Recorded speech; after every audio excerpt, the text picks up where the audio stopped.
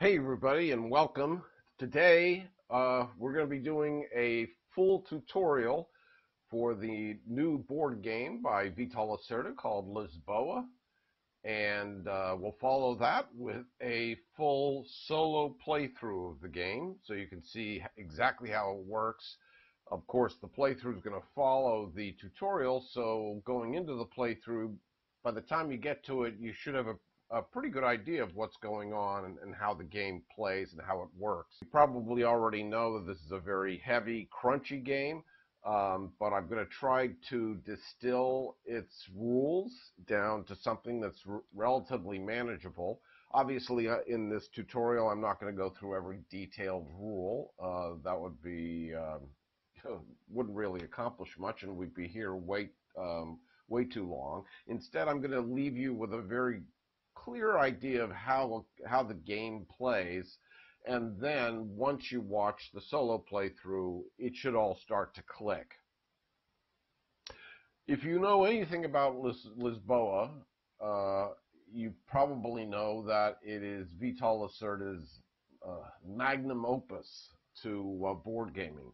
Of course, he is the designer of many crunchy games, many heavy games like Kanban and The Gallerist and Vinos and so forth. But I kind of think, at least in my opinion, Lisboa is arguably his crowning achievement. But needless to say, I'm sure there are more crowning achievements that are being distilled in his brain even as we speak. So Lisboa, which is Vital Lacerda's hometown, Lisbon, Portugal, if you don't already know, suffered a devastating earthquake in the 18th century, believed to be on the order of something like a magnitude 9 quake, which was followed by fire and destruction and tsunami. Literally, the city was virtually destroyed, almost destroyed. And there were three men, three nobles, who took on the responsibility of overseeing the rebuilding of Lisboa. Now, I am not a major in history, and I'm sure Vital, after doing all of his research, knows far more about Portuguese history and the details surrounding this earthquake far better than I. But I'm going to try to just surmise here what actually was happening. So we had King Joseph I, we had the Prime Minister, and we had the chief engineer, the chief builder, Manuel de Maia. And of course, they were supported by the two key architects of the time, pardon me, Eugenio dos Santos and Carlos Mardel, pardon my pronunciation. So the game of Lisboa, which is very, at least in my opinion, very heavily thematic, follows the 22-year span over which the city was rebuilt and reborn. And as players, we play the roles of influential nobles who survived all the damage and who are helping these three gentlemen reconstruct and rebuild the economy of the new city of Lisbon, of Lisboa. So I'm going to start with your player board. A lot of people usually start with the main board. I think it's a little bit more manageable to start with the player board.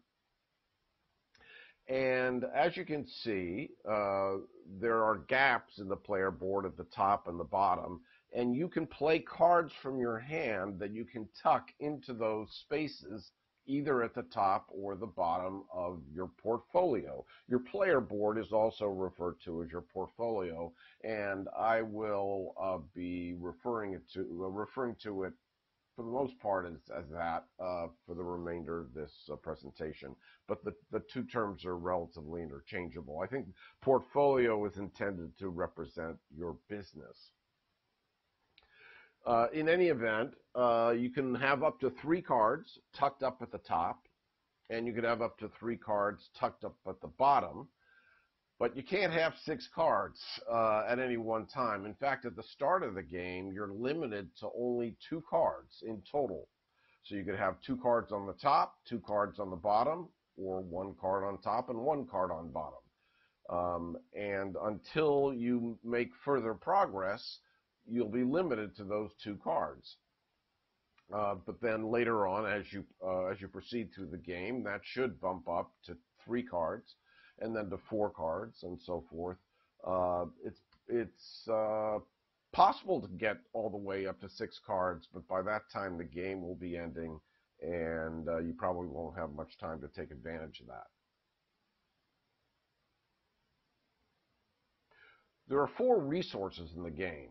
There's gold, from top to bottom here, gold, books, textiles or fabric, and tools. So we have gold, books, fabric, and tools. Those are the terms I'm going to use for this presentation. All of your goods are stored on the left-hand side of your player board, and in the same way that you were limited to tucking 2 cards in the slots at the top and bottom of your portfolio, you're also limited to 2 of each good, and you start the game with 1 of each good. That limit that I was referring to applies both to your cards and to your goods. So when you bump up to 3 cards in your portfolio, you're also simultaneously upticking your limit to 3 of each good type. So at the beginning of the game, I can have up to 2 gold, 2 books, 2 fabrics, and 2 tools. And then later, as I uptick, I'll be at 3 gold, a maximum of 3 books, a maximum of 3 fabric, and so forth.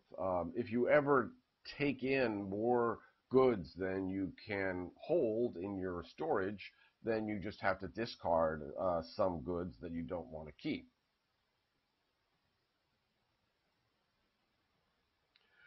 So there are also clergy tiles that you store on your player board. Clergy tiles are provided by the cardinal, and they give you one-time, ongoing, or end-game scoring abilities. Lots of things in this game provide special abilities, clergy tiles being one of them. And at the beginning of the game, you actually get 2 clergy tiles at random, one of which you get to keep, and one of which you return to the clergy tile bag, so that it can be randomly distributed somewhere else. At any one time, you can have up to a maximum of 4 clergy tiles. You can see there are 4 spaces for clergy tiles there. And it's something you've got to be careful about, and I'll explain why, about having too many clergy tiles at one time, particularly having the maximum of 4, and I'll explain why that's the case a little bit later on in the presentation. Earthquake and fire and flood damage is represented by rubble cubes on the game board. And as you remove those cubes from the game board and move them to your player board, they collect in this section of your player board here on the left. You can see that earthquake cubes are tan in color, fire cubes are reddish, and flood cubes are bluish. And part of the game, a very small part of the game, has to do with set collection. So to the extent that you can collect a rubble set, you have a set of rubble. You start the game with a set of rubble set markers here at the top. There are 5 of them actually that are covering all 5 of these spots. But in this example, I've collected a blue, a red, actually 2 reds, and an earthquake damage, and so I've completed 1 set. When you complete a rubble set, you remove the rubble set marker from its spot, and that reveals a +1, which in turn then reminds you that now your limit to the number of cards and the number of goods of any type has been bumped up to 3. When you complete the next set and remove the next rubble set marker, that's when your limit will go up to 4, 5, and so forth. There are also royal favors in the game. They're stored on your player board here. At any one time, you could have 1 green royal favor, as shown, You can have one blue royal favor, which I don't have in this example, and one red royal favor from the king. Favors are great because when you have one, after another opponent of yours, takes their turn, if they took a special kind of turn in which they visited one of the three nobles, say they visited the builder, the green builder, you could, after they completed their turn, spend your green royal favor tile so that you could take a follow-up action from the builder. And I'll explain that in more detail as we get into those actions. But that's why these royal favors are important, and they become even more important later on in the game. You also collect plans by the two architects. They're green plans or blue plans, and these plans are used when you want to open a public building. And when you open public buildings, that's when point scoring occurs. Of course, you're going to get points from lots of different things, but that's one of the ways you're going to be scoring points, and possibly scoring points for your opponents as well if you're not careful. You start the game with one random green or blue plan with three little officials on it. So this is an example of a starting plan here. But later on, you can acquire additional plans, some with fewer officials, but later on, some with 3 officials, with 4 officials, with 5 officials, and so forth. In addition to the plans, when you want to open a public building, you also need officials. You have a space on your player board to hold up to 8 officials, but you actually start the game with one of them on the main game board. And you use these officials to play them onto the game board so they're available to you when you want to open a public building. So for example, if I wanted to open up a public building with this blue plan, I would need 3 officials on the game board in order to staff that public building. If I didn't have 3 officials on the game board, I would have to hire them immediately at that time, which is a little bit expensive. So you want to try to arrange your gameplay so that you have the officials on the game board when you need them. The officials also serve to impede your opponent's ability to visit the 3 nobles, as you will soon see. You also hold houses, 8 houses on your player board, 2 in this column, 3 in the middle column, and 3 in the right column. You remove these houses to mark your stores that you build in the downtown area on the game board. You'll soon see that you can build gold-type stores. You can make bookstores. You can build textile or clothing stores. You can also build tool stores. And when you build a store, you take one of these houses from the bottom of a column. So you could take, for your first store, you would either take this house, or this house, or this house, and mark your store. And when you take one of these houses, you can possibly unlock another ability. When you remove this second house in this column, allows you to spend money in lieu of spending influence in order to accomplish certain tasks. This middle column has to do with building ships, a little bit cheaper to build a ship if you remove this house. And if you remove this and this house next, ships are free to build. And these houses have to do with production. This will produce 1 extra good, and this will produce 1 of every type of good that you produced. Okay, so now we're looking at the main game board. It's a little bit overwhelming, but we're going to break it all down. And we're going to start down here at the bottom with the influence track. So you're going to start on either the 4 or the 5 or the 6 or the 7 space of the influence track, depending on turn order. And you use influence primarily to visit the 3 nobles, the builder, the prime minister, who's also known as the marquis. I think I use those terms interchangeably, and King Joseph here on the right. You can increase your influence when you build a ship, or possibly when someone visits the cardinal. Again, details to follow. But you'll be spending influence, which means you'll be dropping down the track, and you can regain some of that influence either when you build a ship or someone visits the cardinal. You might also see that there are money tokens here on the influence track. And anytime you need money, you can decide to drop your influence in order to get an extra coin or two or three. So for example, if my influence was at 5 and I needed a coin, I could drop down to 3. If you ever increase your influence to 10 or above, you immediately score 1 point. So if I was at 9 and I, let's say, gained 3 influence, I would max out at 10 and score a point. If I was at 10 and then, let's say, gained another 2 influence, I would stay at 10 but then score another point, and so forth. Up here is the royal court, here above the 3 pictures of the builder, the marquis, and the king. And one of the things you could do on your turn is to play a card there, which indicates that you are possibly either visiting one of these nobles in order to perform their actions, or you're choosing to sponsor an event in order to receive other special benefits. On the right-hand side is the map of the downtown area. We have a street dedicated to gold, a street dedicated to fabric, a street dedicated to books, and a street dedicated to tools. And you can see that you could possibly build on either side of the street. So for example, I could build a gold store here, or I could build a gold store here, or although I could also build a tool store in this spot. I'm sorry, a fabric store in this spot, because it also faces the fabric side of this street.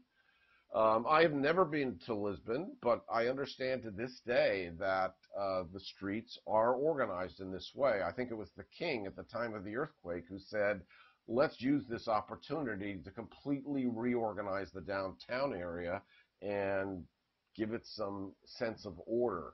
And I think this was the result. Right, all the way up to the fact that there's this missing space here, which I guess is something else occupies that in Lisbon. I don't know. I'm sure. Obviously, Lisbon is bigger than a 5x5 grid. But there's also this little narrow street here on the far right-hand side. I think that's representative of Lisbon as well. Again, after playing this game numerous times, one of these days I really would like to go to Lisbon now just to see what this really looks like in person. So these are where, this downtown area is where you're going to build your stores that I referred to earlier. The public buildings that I also referred to earlier are opened on the outskirts of the city, either here to the west, to the north, or to the east. And these buildings, these public buildings, which are paid for by the town, you have to pay to build the store, but these public buildings are paid by the town, and they drive business to your stores, or possibly the stores of your opponents, which will result in point scoring opportunities. Here are the rubble cubes. These are distributed along the east side of the downtown area. They're also on the southern side of the downtown area, which you can't see right now because it's covered by this box. And there are also rubble cubes randomly distributed, 2 per public building space. We're talking about a total of 83 rubble cubes that get distributed on the public building spaces along the sides of the downtown area. There's also a little area over here reserved for an extra rubble pile, which you can draw from if you get a special card that allows you to do so.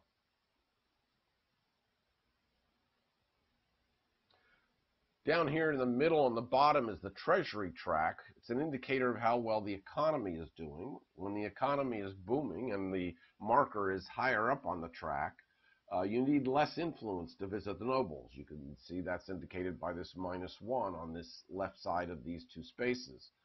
And more money is also available from the treasury when the economy is doing well. When the economy is not doing so well, you have to pay an extra influence to visit the nobles, and less money is available to you. As you might expect, the game starts with the treasury track marker in the middle position. Here at 0 influence and 3 raiz, which is the coinage used in Portugal, at least at the time, possibly even to this day. Prices for the 4 different goods are tracked on this price track. You can see that gold starts at a price of 6, fabric and books start at a price of 5, and tools start at a price of 4. When you produce goods, or let's say an opponent of yours produces goods during the game, prices will fall. They will never rise. So if you plan to sell goods and you want to try to sell high, try to do it early in the game, because later on in the game, these prices are going to be bottoming out. Over here is where ships are stored. There are capacity 1, 2, 3, and 4 ships in the game. The game is actually, as you'll soon find out, broken up into 2 periods. In the first period, only ships sizes 1 and 2 are available, and then sizes 3 and 4 will be available in the second period of the game, the second half of the game. The number of ships you can build is limited to the number of players. In a 2-player game, there is only one size 1 ship and one size 2 ship available. But in a 3-player game, there will be 2 of each ship. In a 4-player game, there will be 3 of each ship. Public buildings and the plans are stored over here on the right edge of the game board. So there's a place here for the green public building and the blue public building, as well as the current green plan and the current blue plan. I don't actually have any displayed on these spaces right now. In addition, off to the side of the board is a stack of additional public buildings, so that you will always know what the current public buildings are to be placed, as well as the next ones that are coming in as soon as one of these get placed. So you can sort of do some advanced planning along that line. Moving back up to the top, we have the cardinal track. The cardinal starts here at the 3 o'clock position and moves clockwise around the track, advancing to each one of these white colored spaces. The blue colored spaces are occupied by clergy tiles. So when you choose to move the cardinal, that's one of the actions in the game, you can advance the cardinal a certain number of spaces, say 2 spaces. You can move it here and say, okay, I'm going to stop, or you can move it the full 2 spaces from here to here to here. And after moving the cardinal, you can then take a clergy tile that's adjacent to the cardinal. So if the cardinal, after moving, was here, you could take this clergy tile, or you could take that clergy tile and add it to your player board. When the cardinal reaches the 9 o'clock position, the treasury icon here, the treasury will bump up and get a little bit better. And when the cardinal comes all the way around back to its home position, church scoring will occur. And in church scoring, that's the opportunity that's available to you to discard some of the clergy tiles you've collected and in turn score some points as well as gain some influence. You remember earlier I said if you had 4 clergy tiles, it might be limiting. If you have 4 clergy tiles on your player board, you can't even take the action that allows you to move the cardinal, because you're not able to take a 5th clergy tile. And you can't just decide to discard a clergy tile anytime you want. You can only discard clergy tiles during church scoring. So either you have to be careful about how many clergy tiles you collect on your player board, or if you do max out at 4, you're then dependent on your opponents to move the cardinal, if they so wish, to re-engage church scoring, giving you the opportunity to finally discard some of those clergy tiles for points and maybe collect some additional clergy tiles. When you recruit officials, they get placed in these offices of the 3 nobles. This game is started with a player having one of their officials already pre-placed in the marquee's office. So you'll start your game with one of your state officials here, and each of your opponents will start the game with one of their officials in this area as well. Royal favors for the builder and the marquee and the king are stored here. This is the supply. Any player is limited to one of each type of favor, so the game begins with a three-player game. It'll begin with 3 builder favors, 3 marquee favors, and 3 king favors. Actually, at the start of the game, each player gets 1 royal favor dealt to them at random, which they can then place on their player board. Okay, moving on. You have a hand of cards that you hold that's concealed from the other players. It consists of 5 cards. Generally speaking, there are 2 types of cards. There are noble cards and there are treasury cards. So noble cards have a picture of one of the nobles on them, and then there are treasury cards. Generally speaking, I think the rule book refers to these as political cards, but I'm going to just stick with noble cards versus treasury cards. And even more specifically, builder cards, marquee cards, king cards, and treasury cards. So I'm going to actually talk about these as if there are 4 different categories of cards. The cards are also broken up into different ages. At the beginning of the game, your initial hand of cards is dealt from the blue deck.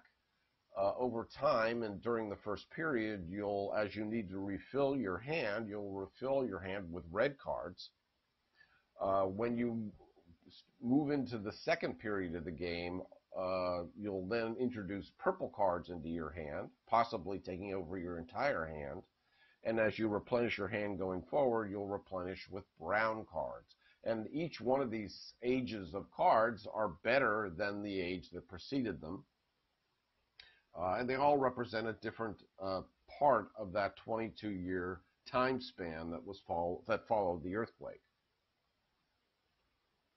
So one of the things you can do with a builder card is use it to either recruit up to 2 officials by moving them from your portfolio to the game board, or you can acquire a plan so that you can build later on. You can open a public building, or you can build a new store. Obviously, that's what the builder is best at, building stores. Then there are marquee cards. These can be used, among other things, to build a ship, to produce goods from the stores that you built earlier, and to take a decree, a royal decree. Decree cards are used to provide you with endgame scoring opportunities. We'll see those later on. King cards allow you to either move the cardinal, as you just saw, in order to gain a new clergy tile, or to take a new royal favor, one that you don't already have, and you use those royal favors to follow other players' turns. We'll see that in examples that follow as well.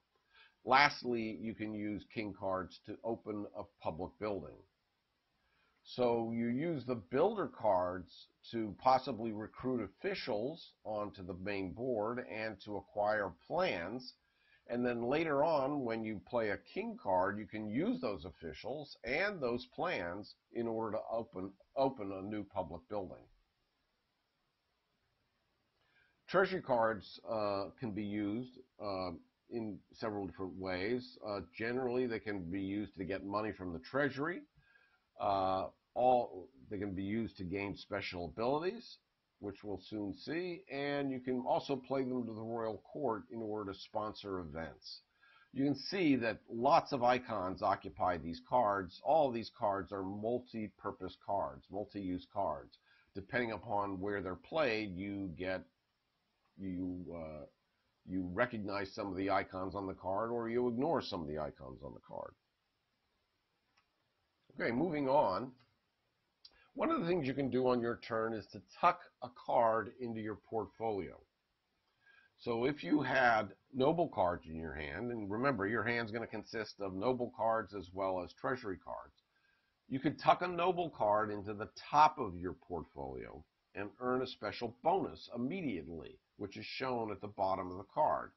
So in this example, if I tucked in this king card, I would get a royal favor. This is the icon for a royal favor.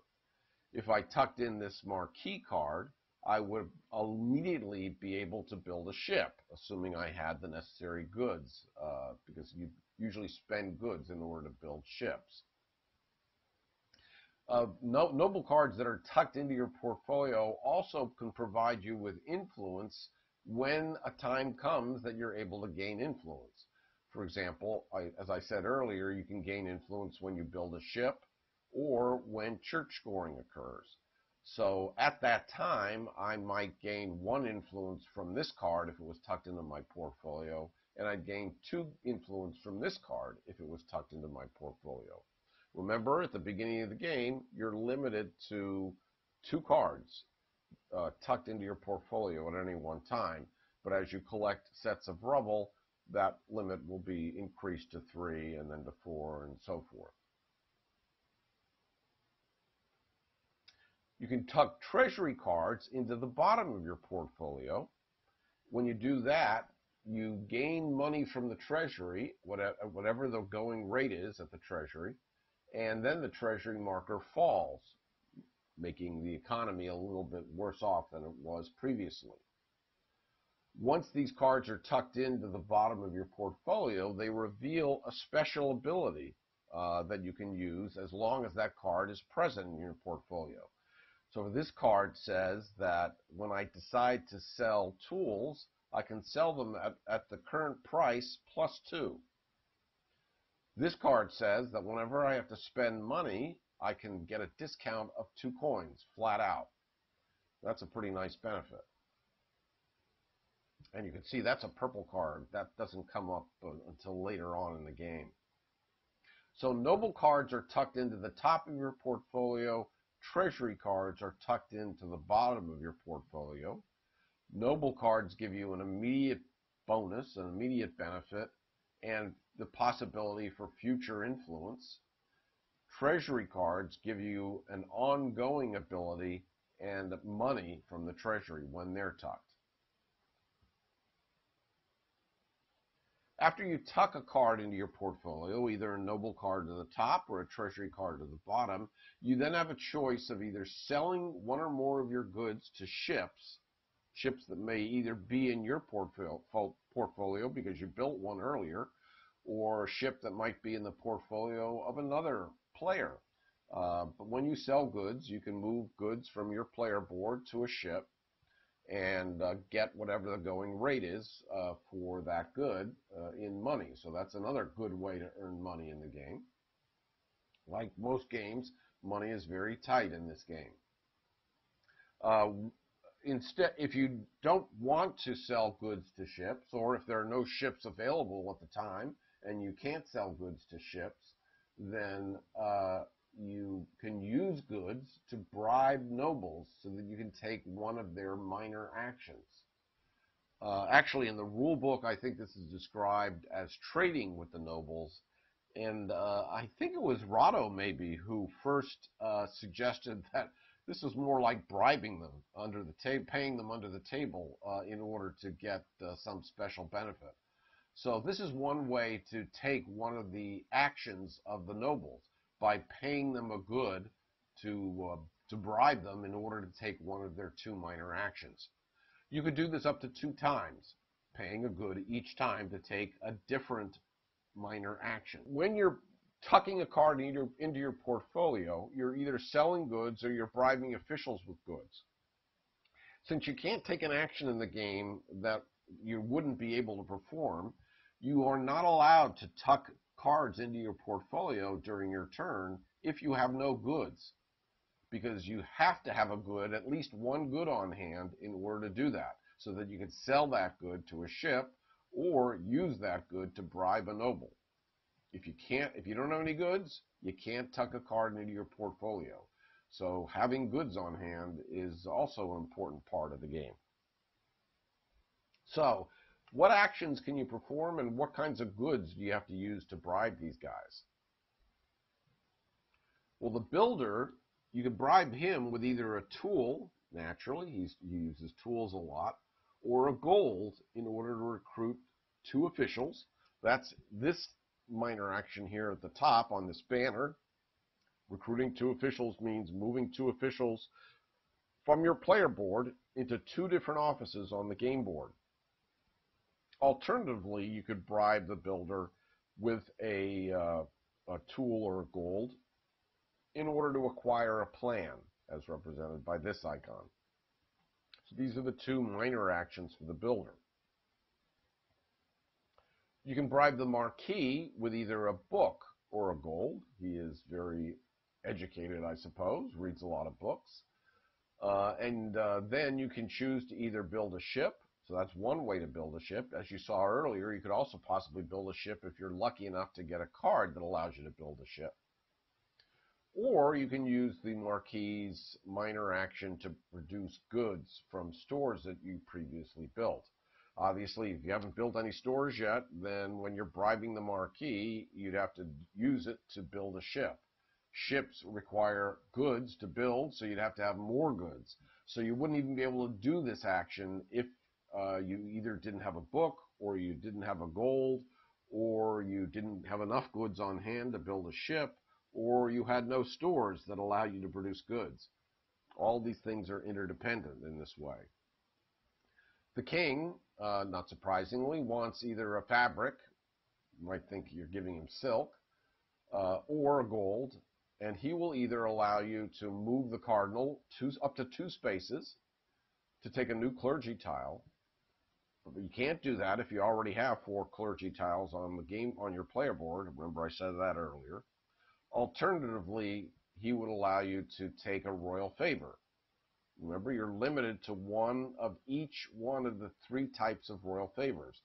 So if you had all 3 of the royal favors and you had said your player board was filled with 4 clergy tiles, you wouldn't even be able to trade with the king because you couldn't do either one of those actions.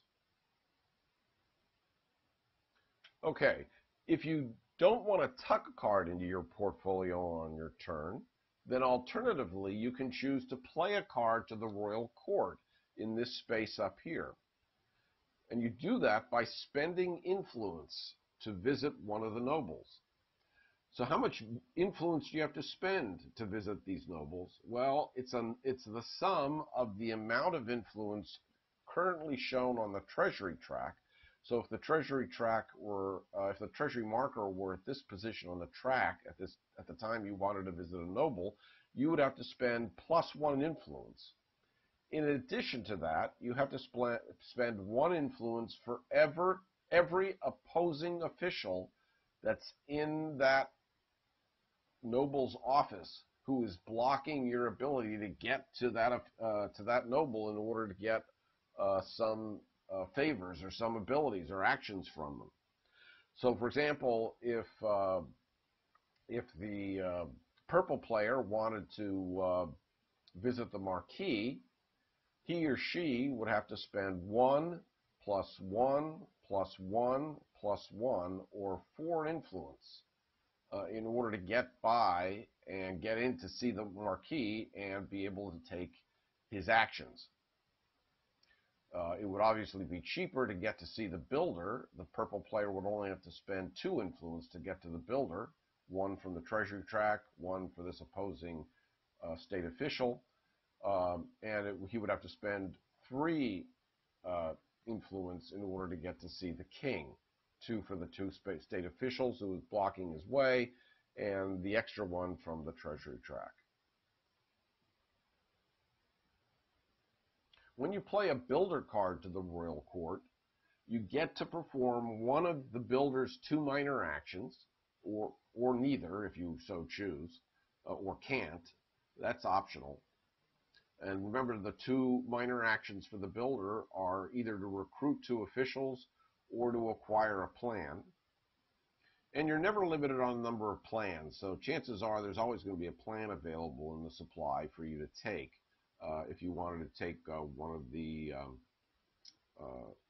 builder's minor actions, and say you didn't have any officials on your player board, you might not be able to use that action.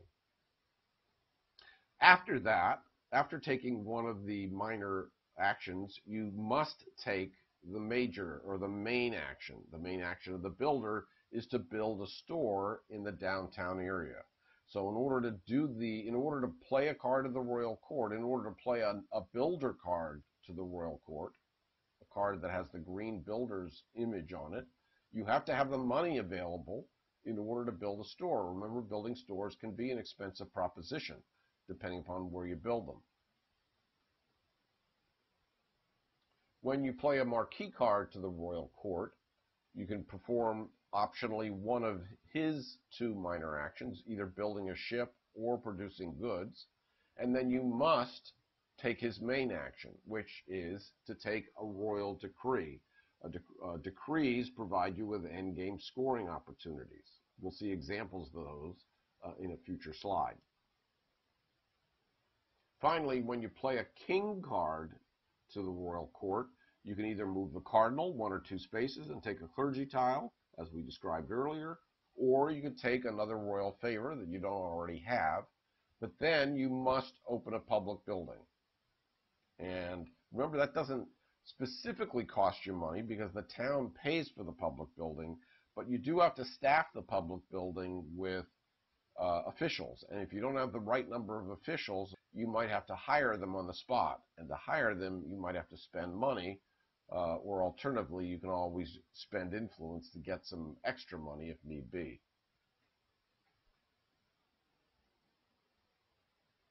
After you play a noble card to the royal court, your opponents who have the corresponding royal favor can spend that favor in order to follow your action with an action of their own.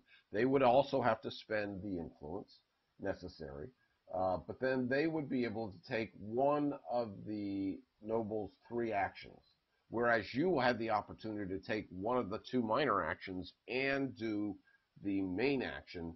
If a player is following you by spending one of their royal favors, they can only take one of the 3 actions.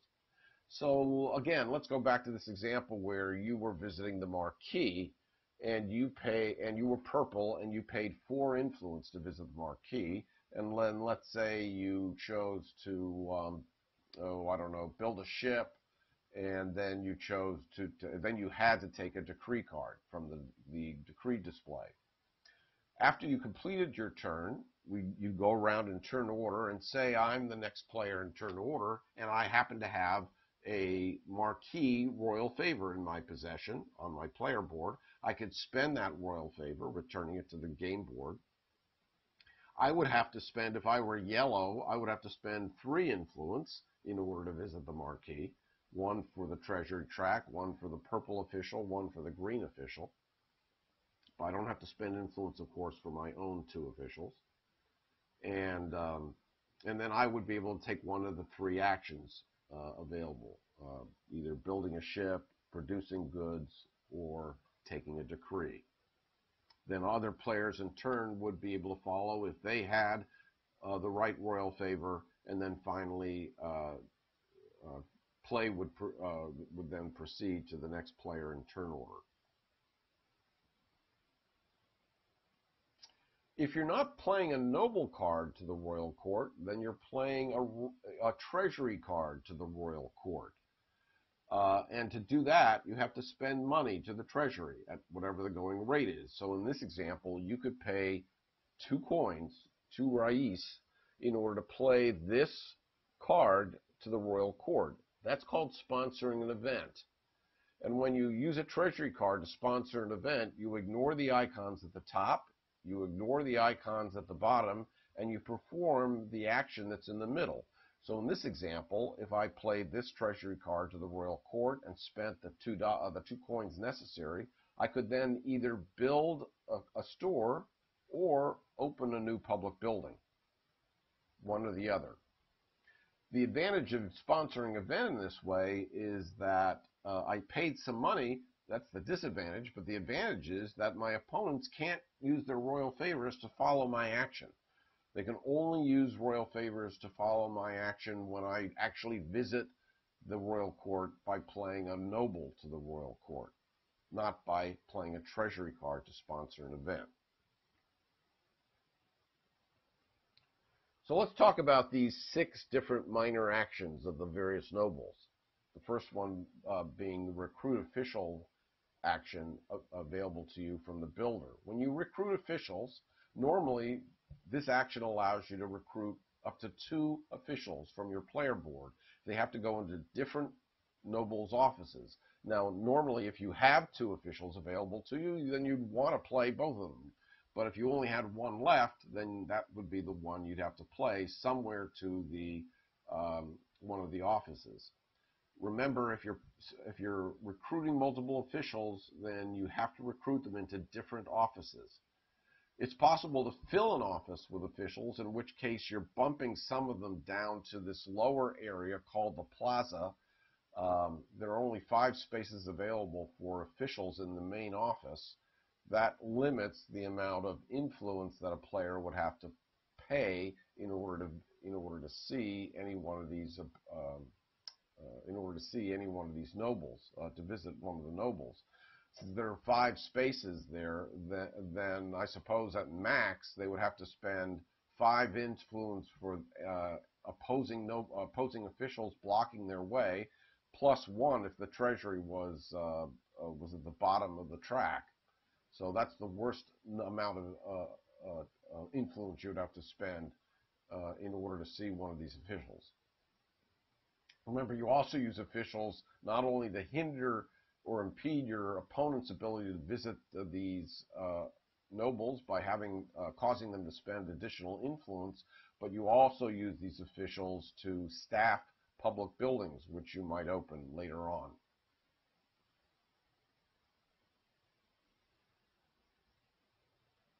When you acquire a plan, the second of the 2 minor actions available from the builder, you either take the top green plan or the top blue plan from the right edge of the game board. The plans are stacked up over here in order with the fewest officials on top. So there are, I believe, 2 green plans and 2 blue plans at the beginning of the game on the top of those stacks that have 2 officials depicted on them.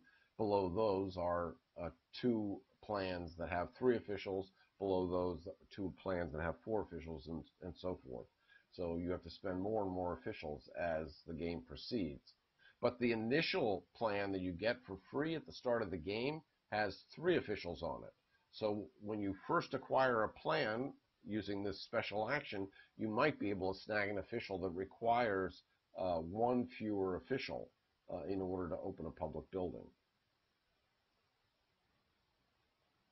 The build a ship action available to you from the marquee would allow you to take the top ship card from the stack, which is over here, assuming there are cards there. Remember, they are limited, so it's possible that you won't be able to build a ship because there won't be any ship cards available to build. And then you have to pay 1 to 4 different goods for a ship, depending upon the size of the ship. So at the beginning of the game, when you buy your first ship, a size 1 ship, you have to pay 1 good. Later on, you could build a size 2 ship, in which case you have to pay 2 different goods. But you also have the ability, if you previously built a size 1 ship, you can upgrade it to a size 2 ship by paying the difference of 1 good. So you can either build a ship outright or upgrade an old ship to a new ship by spending the difference in goods. You may remember that some of those house abilities on the player board make it less expensive to build ships. I think one of those house abilities lets you build a ship for 1 good less. So if you were building a size 2 ship from scratch and had to pay 2 goods, if you had that ability, you'd only have to pay 1 good. If you had the best of the house abilities in the middle on your player board, you wouldn't have to pay any goods. Building ships would be free, as would upgrading ships. Ships, I should note, by the way, have influence depicted on the top of them, as you can see here. And when you build a ship, you can then increase your influence based on whatever cards happen to be at the top of your portfolio at that time. You'll see examples of this when I go through my solo play later on.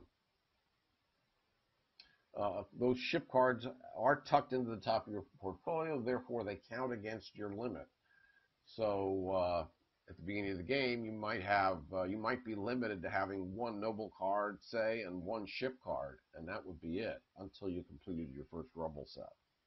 But at any time, if you wanted to play another card to your portfolio, you could just discard a card that's there just to make room.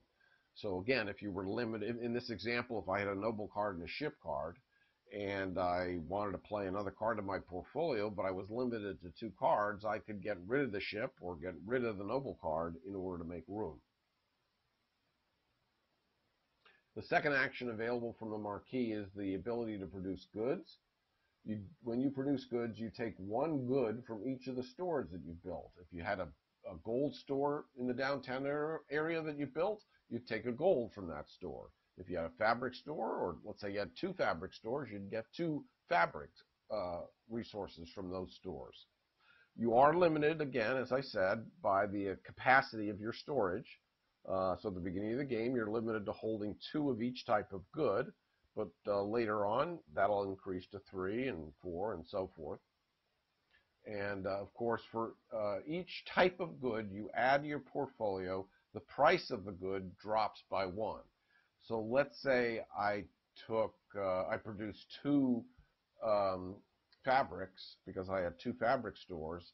Then after production, the price of fabric would drop 1 in value. If let's say I had 2 books in my player board and I was able to produce a 3rd book, but I had no room to place it because I was limited to having 2 books. In that case, that book would be discarded and the price of books would not fall. The price only falls if you actually take the good that you produced and add it to your storage.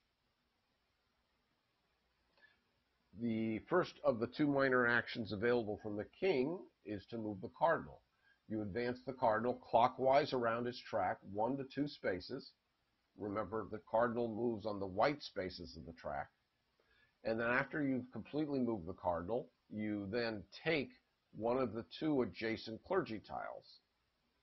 You can obviously see what they are. They're all face up. They provide special abilities. You choose which one you want. You take it. And of course, at the end of your turn, it will be refilled with a new tile. When the cardinal arrives at the 9 o'clock position, as I said earlier, the economy improves and the treasury track increases by 1 space. When the cardinal comes all the way around and hits his original space or passes it at the 3 o'clock position, then church scoring occurs at the end of that turn, and that's a time when you can discard 1 or more of your clergy tiles in exchange for the points that are shown on the tile. And if you discard at least 1 clergy tiles, you gain influence for whatever cards are on the top of your portfolio. Finally, the 6th state action or minor action available, the second one available from the king, is the ability to take a new royal favor, one that you don't already have. So you can't do that if you already have 3 royal favors, because at most you can have 1 builder favor, 1 marquee favor, and 1 king favor. Of course, if you had 1 builder favor, 1 marquee favor, and you chose to take that action, you'd have to take a king favor. That's the one you didn't have. Okay, those are all the minor actions. Now let's talk about the main actions. This is the real juicy part of the game here, because this is where building up the downtown area is one of the most important aspects of the game. So making sure you all have enough money to build stores and then to open public buildings is that's really the heart of the game if you think about it. When you build a store, this is a little complicated, but I'm going to go step by step. When you build a store, you take an available tile from one of the colored spaces on the right edge. So if you wanted to build a gold store, you'd take this tile. If you wanted to build a silk or fabric store, rather, you'd take this tile. A bookstore, you take this tile. If you wanted to build a tool store, you would take either the big tile or the little tile. either to build on this side of Tool Street or this side of Tool Street. There's no difference between the size of the tile, the size of the street is meaningless. It's just happens to be the way the downtown area was rebuilt. After placing the tile, you get the reward on the space. So let's say I placed the tile on this space to build a gold street. I would have to take this tile, move it to this space. I would get a free gold because that happens to be the bonus on that space. But this bonus is a little different. This looks like a royal decree. This bonus here in the first column of row C. This bonus gives me fabric. This bonus gives me 5 coins, and so forth.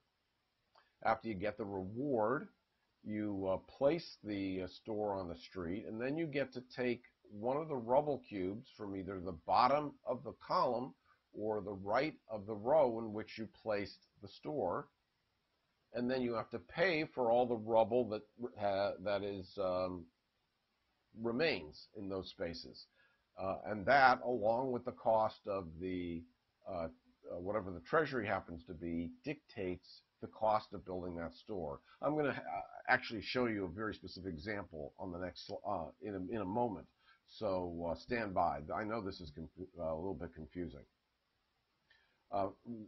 After you build the store, you mark the store with one of your houses to indicate whether it's a store on the right-hand side of the street or on the left-hand side of the street.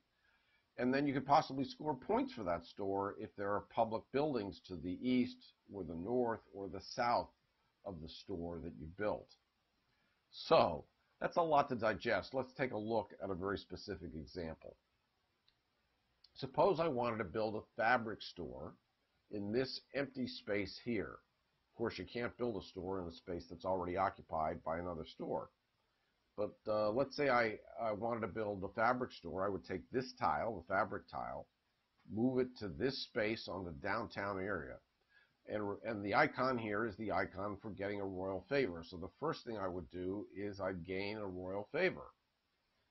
Then I would place the tile down after getting my free royal favor, and I would take one of the cubes, one of the rubble cubes that's either to the south of the space down here in this column. So I would either take one of these flood cubes or one of these earthquake cubes, or I would take one of the cubes over here to the right of the space in the row. In this example, one of these 2 earthquake cubes or this fire cube in the middle. Rubble cubes have an inherent cost to them. Earthquake cubes cost 3, fire cubes cost 2, flood cubes cost 1. So after removing the cube, and the cube that you take, you might take an earthquake cube, say, because you can't, otherwise you wouldn't be able to afford to pay for the store because the paying for earthquake damage is very expensive. Alternatively, if you had the money, you might want to take a red cube or a blue cube in order to complete a rubble set back on your player board. Let's say you happen to need a red or a blue cube in order to complete a rubble set. So all these factors are going to dictate which cube you actually take. Let's say in this example, let's say I took this earthquake cube down here at the bottom of the column. Okay, at that point, what would I have to pay for the store? I'd have to pay 4, which is the current cost of the treasury, plus 1 for this blue flood cube, plus 1 for this blue flood cube. That's $6 Rais so far. Remember I took this earthquake cube, so it's no longer there. I've reduced the cost. But I now have to pay for this earthquake cube and this earthquake cube. That's in another 6 coins. So now I'm up to, what am I up to here? 4, 5, 6, 7, 8, 4, 5, 6. 2 for the fire is 8, plus 6 for the earthquake cubes is $14. 14 Rais in order to build this store. Again, I could reduce my influence to pay for some of that if I didn't have 14 coins immediately on hand. And then after paying to build the store, I would then possibly score, or maybe my opponents, at this time, because I'm building the store, I could possibly score if the right public buildings were either to the left, to the right, or to the north of where I built my store. In this example, the store that I built is in the 5-point column. These scoring tiles are dealt out randomly at the start of the game. This column happens to be the richest column as far as points are concerned. And remember, I built a fabric store here, which is pink. And because pink appears on this public building over here, I would score 5 points because this public building was driving traffic to my fabric store. I would score another 5 points because this public building up here is also driving traffic to my fabric store. I would not score points for this public building over here because it only scores points for gold buildings and book buildings, gold stores and bookstores, not for fabric stores. So at most you can score 3 times this value if the right public buildings surrounded that particular store where you happen to be building. So there are a bunch of different steps. They become pretty easy after you've done this a bunch of times, but it's pretty much grabbing the right tile, moving it into the right space on the right street, taking the reward, taking one of the rubble cubes, moving it to your player board, and paying for the rest of the rubble cubes that remain in that column and row, and then finally possibly scoring points. If you don't score points for the store when you build the store, you might be able to score those same points when the public building gets opened later. So you're not going to lose out if the public building hadn't been built yet. Either way, you're going to score points for a store when you build the store or possibly when you open the public building. Again, if and only if the colors match. When you take a decree using the main action of the marquee, you take a decree card from the display of 8 cards that are always face up alongside the game board. If you happen to previously complete a rubble set, remember on your player board you have a set of rubble set markers. When you complete a rubble set, you remove one of those rubble set markers and you actually move it to the marquees space on the game board. When you're taking a decree, you can spend one of those cubes, one of those markers, if you happen to have it on the marquee space at that time, to take a second decree card, to take an additional decree card. Now, if you happen to have multiple rubble set markers on the marquee space, you're only limited to spending one per turn. So at most, you can get one extra free decree. So what do these decrees do for you? Well, they're all endgame scoring, and they're all permutations and combinations of different resources, different stores, different public buildings, different plans, and so forth. So as an example, without going into too much detail, this scores you 2 points. These are wigs, by the way. I didn't mention that because I didn't think it was critically important, but the points in the game are referred to as wigs because in the 18th century in Portugal, wigs were all the fad. And a good wig, a nice wig, was a sign that you were well off. A ratty wig was a sign, I guess, that you weren't so well off. In any event, if you happen to have this decree card at the end of the game, you would score 2 points or 2 wigs for every store that you built on A Street. I guess since these are the streets, I'm going to call A the avenue. So A Avenue, let's say. You could have a maximum of 4 of your own stores on A Avenue, so you could possibly score as many as 8 points from this card. This card says that you score 1 point for every decree card you own, including this one at the end of the game. So if I had this card plus 6 other decree cards, I would score 7 points for this decree card at the end of the game. Anytime you see this symbol on a card, it means having the most or tied for the most of that, whatever's depicted on the card. In this case, at the end of the game, if you had an amount of tool resources on your player board equal to or more than any other player, you would score 5 points. If you had the majority of stores on the main game board, or tied for the majority of stores on the game board, you would score 5 points. If you had the most stores on D Street or D Avenue, whatever the case may be, either tied or having the most, you would score 5 points from this decree. So each one of these, and there's a player aid that's handed out that in detail tells you what each one of these decree cards does. So if you don't like interpreting iconography, you can just read the English in the player aid and find out really quickly what the decree card does for you.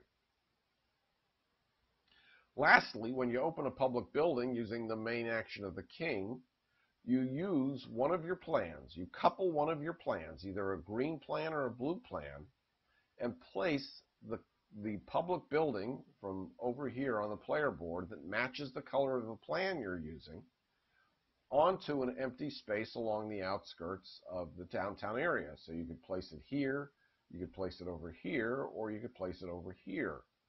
If you're going to place a public building up here, the color of the street that you're placing it on has to match one of the colors on the building. So for example, this building could be placed in any space here, in any space here, or in this space or this space, because fabric and the brown book colors are present on this on this public building. You couldn't place this building in this space or this space because neither gold nor the tool color is shown on this public building. Some public buildings show two colors. Down here you can see some public buildings show only one color. When you place a public building, you get the reward that's depicted on the space, just like when you build a store. You get both rubble cubes that are on the space, so that's another great way to get more rubble cubes. You get one rubble cube, remember, when you build a store, but you get two rubble cubes when you open a public building. You then have to staff the public building by returning a number of officials on your plan from the game board back to your player board. And then you'd finally score for any stores that are in the row or column of the public building that you placed. And you might be scoring for stores that you own or stores that your opponents own. So you have to be careful about what public buildings you build and where you build them. So let's look at an example. Let's say I wanted to use this green plan, which requires 3 officials, to open this green public building. And say I wanted to open it up in this space. Well, first I would get 5 coins as my reward. That's the reward that's shown on the space. I would then take the red and the red fire and tan earthquake cubes from the space, move them onto my player board, possibly completing a rubble set. I would then place the building on the space and would have to return 3 officials from the offices, any offices. So if I were the yellow player, I might take this public official and this one and bring them back to my player board. If I didn't have the 3 public officials, the state officials I needed that out here, let's say I only had 2 officials out here on the main game board, I'd have to hire the 3rd one because I need to have 3 officials in order to open this public building. The cost of hiring that 3rd official is the going rate of the treasury. So if the treasury were in the middle position, I'd have to spend 3 coins in order to hire that extra official.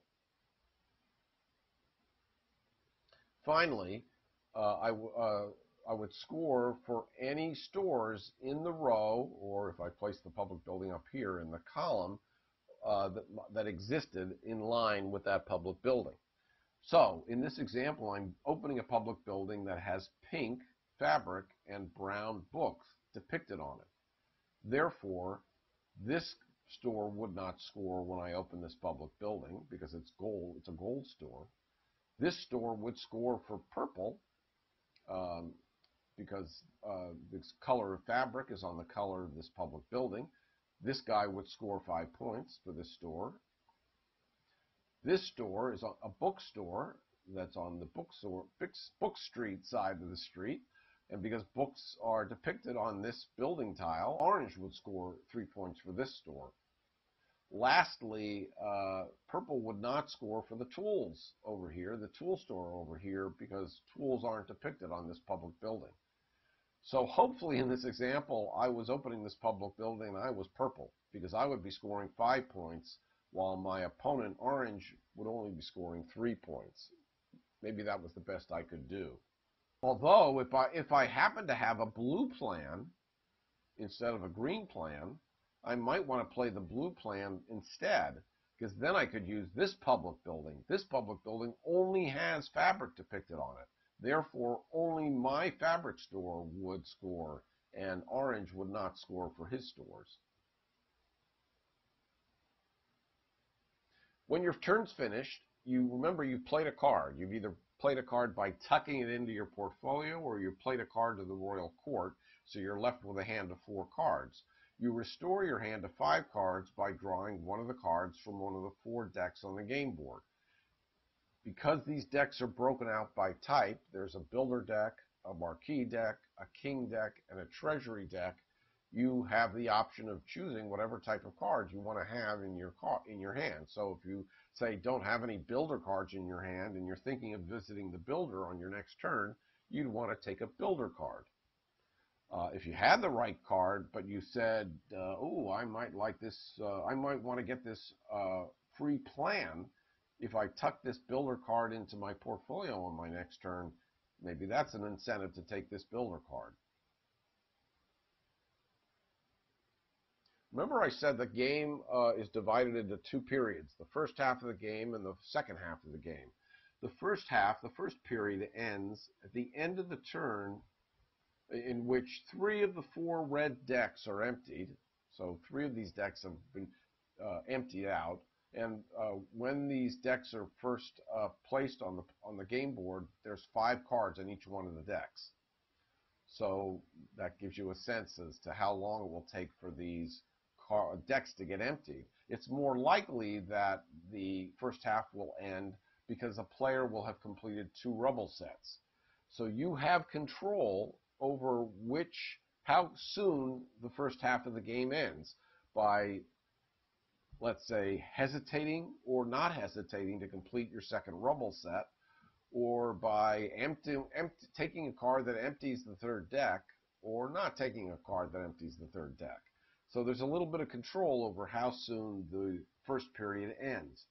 When the first period ends, each player has the opportunity to discard some or all of their cards in their hand. Remember, at this point in time, at the end of the first half, they're going to probably have mostly red cards, but they may still have some old blue cards remaining. Blue cards were what they received at the beginning of the game.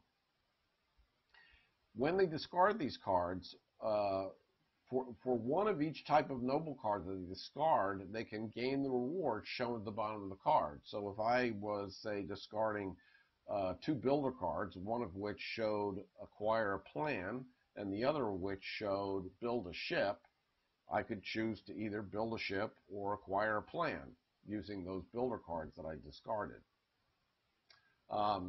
After you're finished discarding, either discarding all your cards or some of your cards or maybe none of your cards, you refill your hand back up to 5 cards by drawing cards from the 3rd purple deck, the 3rd age. One of the incentives to discarding more cards is that you would get to refill your hand with better cards. So therefore you might want to just dump all your cards to get better cards. However, one of the disincentives is that drawing cards from the purple deck means you're drawing them at random, so you don't know what you're going to get. You may get some builder cards, some marquee cards. You may not get a king card, and maybe you wanted a king card to play on your next turn. So you might hold on to that red king card in your hand and not discard it because you wanted to guarantee that you could play a king card on your next turn.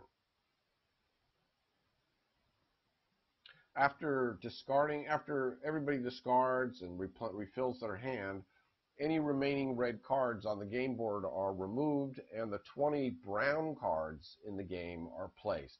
5 brown builder cards, 5 blue marquee cards, 5 red king cards, and 5 treasury cards.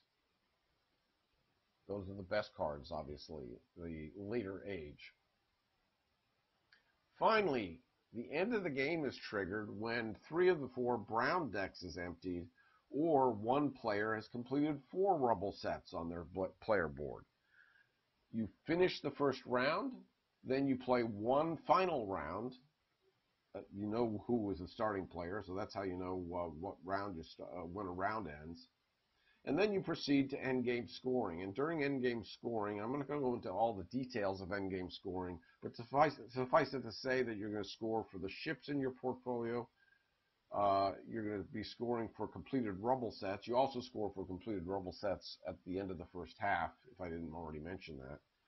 You're going to score for having majority of stores of each type: gold, fabric, books, and tools. Those points are indicated here. So if you have the majority of bookstores, you're going to score 9 points. If you and an opponent are tied for the majority of book score, you're going to divide 9 and 6, or 15 points, and divvy them up between you. You each get 7 points. You score points for any influence you have, for any money you have on hand. It's pretty cheap. I think it's a point per $5. You then resolve all the decree cards you have, see what points those score.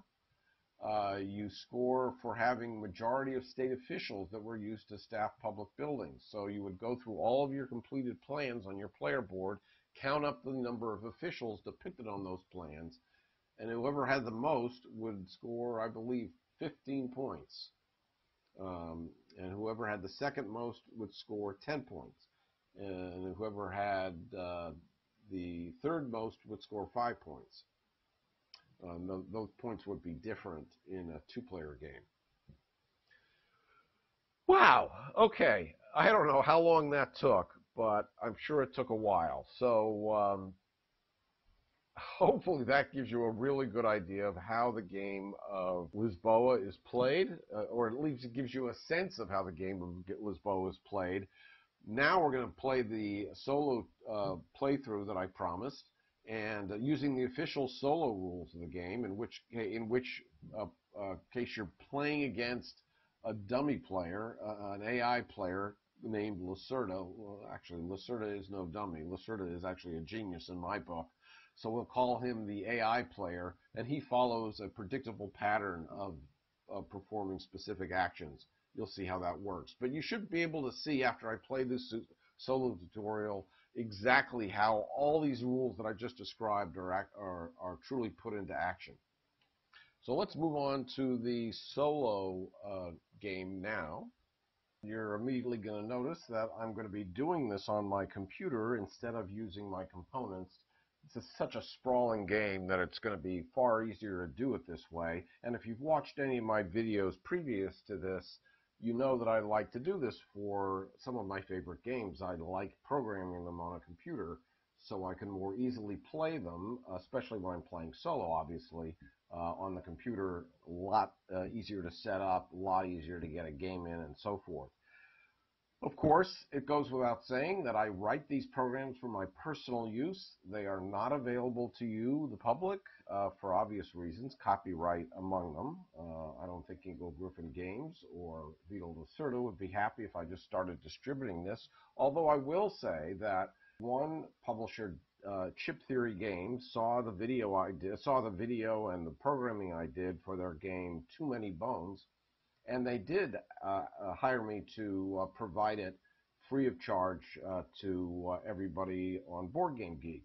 So if you really want to try playing one of my programs, go to Too Many Bones, go to the file form, and you'll find a file in there that tells you how to go about downloading the program, how to install it, the whole shebang. There's even a guild dedicated to it, Guild 3023. And if you don't know much about Too Many Bones, by all means, you should try it out. It's a fantastic game, probably my favorite. Although this is climbing up the charts pretty quickly.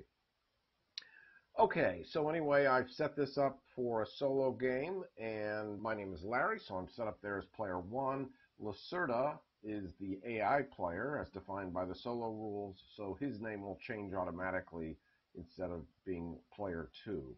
And let's get underway, and I'll sort of give you the lay of the land. Okay, now let me start by saying that this is not as pleasing to look at as I would like it to be. If you, for example, if you check out these cards, the background to the cards is almost like a counterfeit bill sort of pattern that does not scan very well. And even when I attempt to take out the moire pattern, so that's why some of these cards just don't look as nice as they would have. And of course, some of the scanning didn't turn out as nice as I would have liked.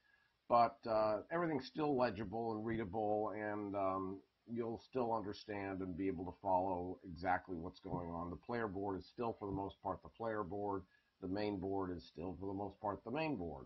So no real surprises. I think you will be able to take what you just heard in my tutorial and now easily apply it to what I'm doing as I play this solo game. Okay, so in a solo game, it's played as a two-player game with some key changes. Lacerda does not start with any money. I start with 10. That's normal in a multiplayer game or any game of Lisboa. So Lacerda doesn't play with money, nor does he start with any goods. And players always start with 10 raiz, the currency, plural for real. I don't know if I'm pronouncing it right. And then one of each good. Everybody gets a random favor, so as it turns out, both Lacerda and I got the same royal favor, the one for the king, which is why the king's royal favor supply is empty. I will also indicate any ships that players build down here. Otherwise, the board is still the board, and I am using the reward tiles that came with the deluxe version. So the reward tiles simply lay over the imprinted tiles on the game board so as to mix up what the rewards are instead of playing with the same rewards in the same spaces all the time. That's true of both the stores as well as the public buildings. So all of these are randomly distributed tiles, and as are the scoring tiles, of course. When you're playing solo, there's a special rule that says none of the identical scoring tiles can be adjacent to one another. So you can't have the 3 next to the 3, you can't have the 4 next to the 4 imprinted on the board. The program takes care of all that automatically, and we've got some, our public buildings are here, our plans are here, and what's coming up as far as the public buildings are concerned are over here. These would be normally off the board. I just decided to stick them down there, ease of use. We'll track everybody's score in these black boxes instead of using the track along the side. And otherwise, everything is as you might expect. So the first thing that I have to do here, as you can see by the message, is discard one of the 2 clergy tiles that I started with. So what did I get here? I got take 2 royal favors that you don't already have. Well, that's great, because that would stock me full of royal favors right from the get-go. This one says whenever you sell goods, each gold is worth an extra 2 coins. I'm going to go with those. I'm going to go with these extra 2 royal favors. So I'm going to discard this tile, and now the program automatically gives me the other 2 favors that I didn't have. So that's very, very nice. And now it is my turn to go. A human player is always the first player. Before I get started, let me take a look. I don't have any treasury cards. That's interesting. Nor do I have any king cards. I got a hand of 3 builders and 2 marquee. I like to see what's happening in the clergy track and the cardinal track, so I can know if there's any tiles I feel I really want to get a hold of right away. We got a discount of 1 influence whenever you visit a noble. Okay.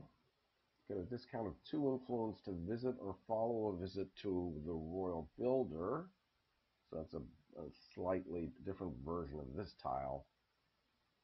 At the end of the game, each of your completed plans is worth an extra state official. Now that's nice. Not sure it's worth going out of my way for, but because you can score 15 points for having a state official majority on completed plans at the end of the game, that might be worth 15 points to me right there. Because I think I can keep up with the AI as far as plans are concerned.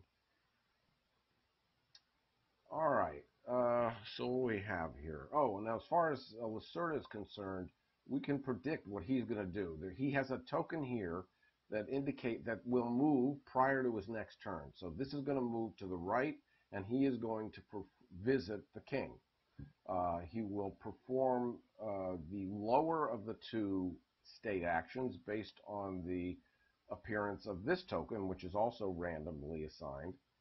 This token, the AI helper, as it's called, basically moves up from deck to deck to deck. So when it's on the bottom two decks, when Lacerda has to choose between two state actions, for example, it takes the bottom action. If this token is on the bottom two decks, it takes the top action if the token's on the top two decks. So I know for a fact that on Lacerda's next turn, he is going to visit the king. He is going to take a royal favor. He will take the builder royal favor because that's the one he doesn't have based on here. So he's just going to take the first one he can get. And then he's going to open a public building wherever he can earn the most money. But since he doesn't have any stores on the downtown area yet, he won't be able to earn any money, which means he's going to basically be placing whatever public building he chooses right here. And he's probably going to choose the blue public building because that is, again, because this token is on the lower two decks. So he chooses the blue public building when he has to make that choice. Okay, so we know what he's going to do, and we know that I'm going to be able to follow him. The question is, he can't follow me if I play to the builder right now. So the question is, do I want to build a store? Well, if I build a store now, he will play a public building in such a way that I don't score from it. That's basically his strategy. He wants to place a public building such that he gets the best result for himself. And me getting points is not a good result for him. So I don't want to put a store out before he puts out a public building. I'd rather build a building once I see what store he's put out. For example, I may want to build a store after I see that he's put up this public building in this particular space. So for now, I think I'm just going to tuck a card into my portfolio and maybe bribe a noble. I can't sell the ships because there are no ships out yet. Which card do I want to tuck? Well, what's going to give me the nicest reward? This will allow me to take another plan. This will give me 3 influence, so I'm at 4 now. It'll bump me up to 7. That's pretty nice. It doesn't give me any influence on top, but the 3 influence on the bottom more than outweighs that.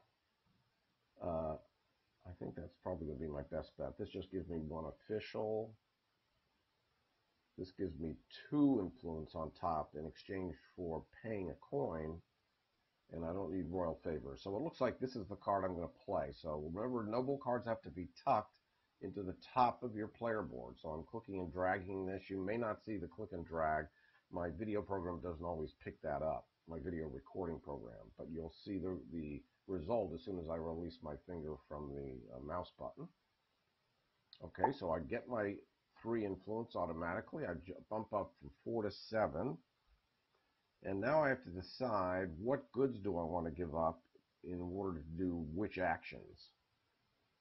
Well, in preparation for following his move here, if I'm going to follow him and open a public building of my own, then I'm going to need more state officials. So I think I'm going to move officials. That's going to require me to give a tool to the builder right here. And now I can move 2 state officials, and I'm just going to put one in the builder column and one in the king's column, in the king's office. Remember, these have to go into different offices. Okay. Now, do I want to do another action? I think so. Basically, going to be giving up all my goods, however. Maybe we should build a ship. So I have, maybe I should get into shipbuilding. Yeah, I think I will. I am going to build a ship, but that's going to require a book to get the action and then a good in order, unless I first want to build a store and maybe use the house that allows me to build a ship for free. That might be a better idea. In that case, should I take the cardinal action? Oh, that's going to cost me, like, no. I can play the fabric to move the cardinal and grab that tile that's so attractive. I think maybe that's what I'll do. Okay, let's go that route. So I pay a fabric. I can move the cardinal 1 or 2 spaces. I'm going to move them 2 spaces to here, and I'm going to grab this tile. At the end of the game, each of my completed plans is worth an extra state official. That's a real nice bonus, and that could be worth a lot of points. Not that I expect to win. Let me say right out front, I should have said this right before I started playing. Don't watch this to expect any great strategic sense on my part. I am still new to this game. I suck at it. What I played so far against Lacerda, he's clobbered me every time. So I don't expect to see anything too exciting. You're watching this to see how the game plays and how the solo game plays specifically. So don't expect any grand moves on my part. In fact, on the contrary, expect me to make some probably silly mistakes. Okay, so now I have to choose a card. I guess I'm going to grab a king card for the moment, since I don't have any in my hand. So let's grab that. Now it's Lacerda's turn. So remember, I fully expect him to, based on what I see here, based on the appearance of this token, this token is going to move here. He is going to take a builder favor, and he is going to open a public building in this spot, probably this building, gold and fabric public building by the blue architect. Let's see if I predict that correctly. It should work that way. He pays 2 influence. Remember, 1 from the treasury. No, I'm sorry, 2 because there are 2, 0 from the treasury, but 2 because there are 2 opposing officials in the office. And he took his move already, so that's in fact what he did. There's the public building, and now he's got the builder royal favor, as you can see over here. Okay, so now I am going to follow him and open a public building of my own.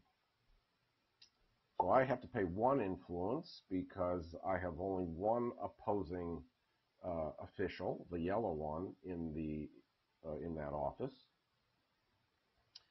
And I only have a green plan, so it means I'm going to be building this green public building. So what am I going to do on my next turn? Well, if I go and build a store, based on the fact that he played this and I'm playing this, it looks like I'm going to want to build a gold store to get the best score. Gold stores on this street earn 4 points. Gold stores on this street earn 3 points, so I'm going to be playing to this street. And therefore, I want this public building either to be here, so I can score twice, or here, so I can score twice. If I go here, I take another favor. If I go here, then I get a fabric. I guess it would be nice to get the favor back.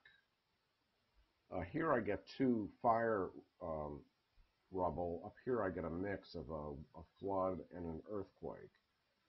I think I'd rather take the mix. So that's what I'm going to do. So it wants me to click a site for the building. It's going to be right there.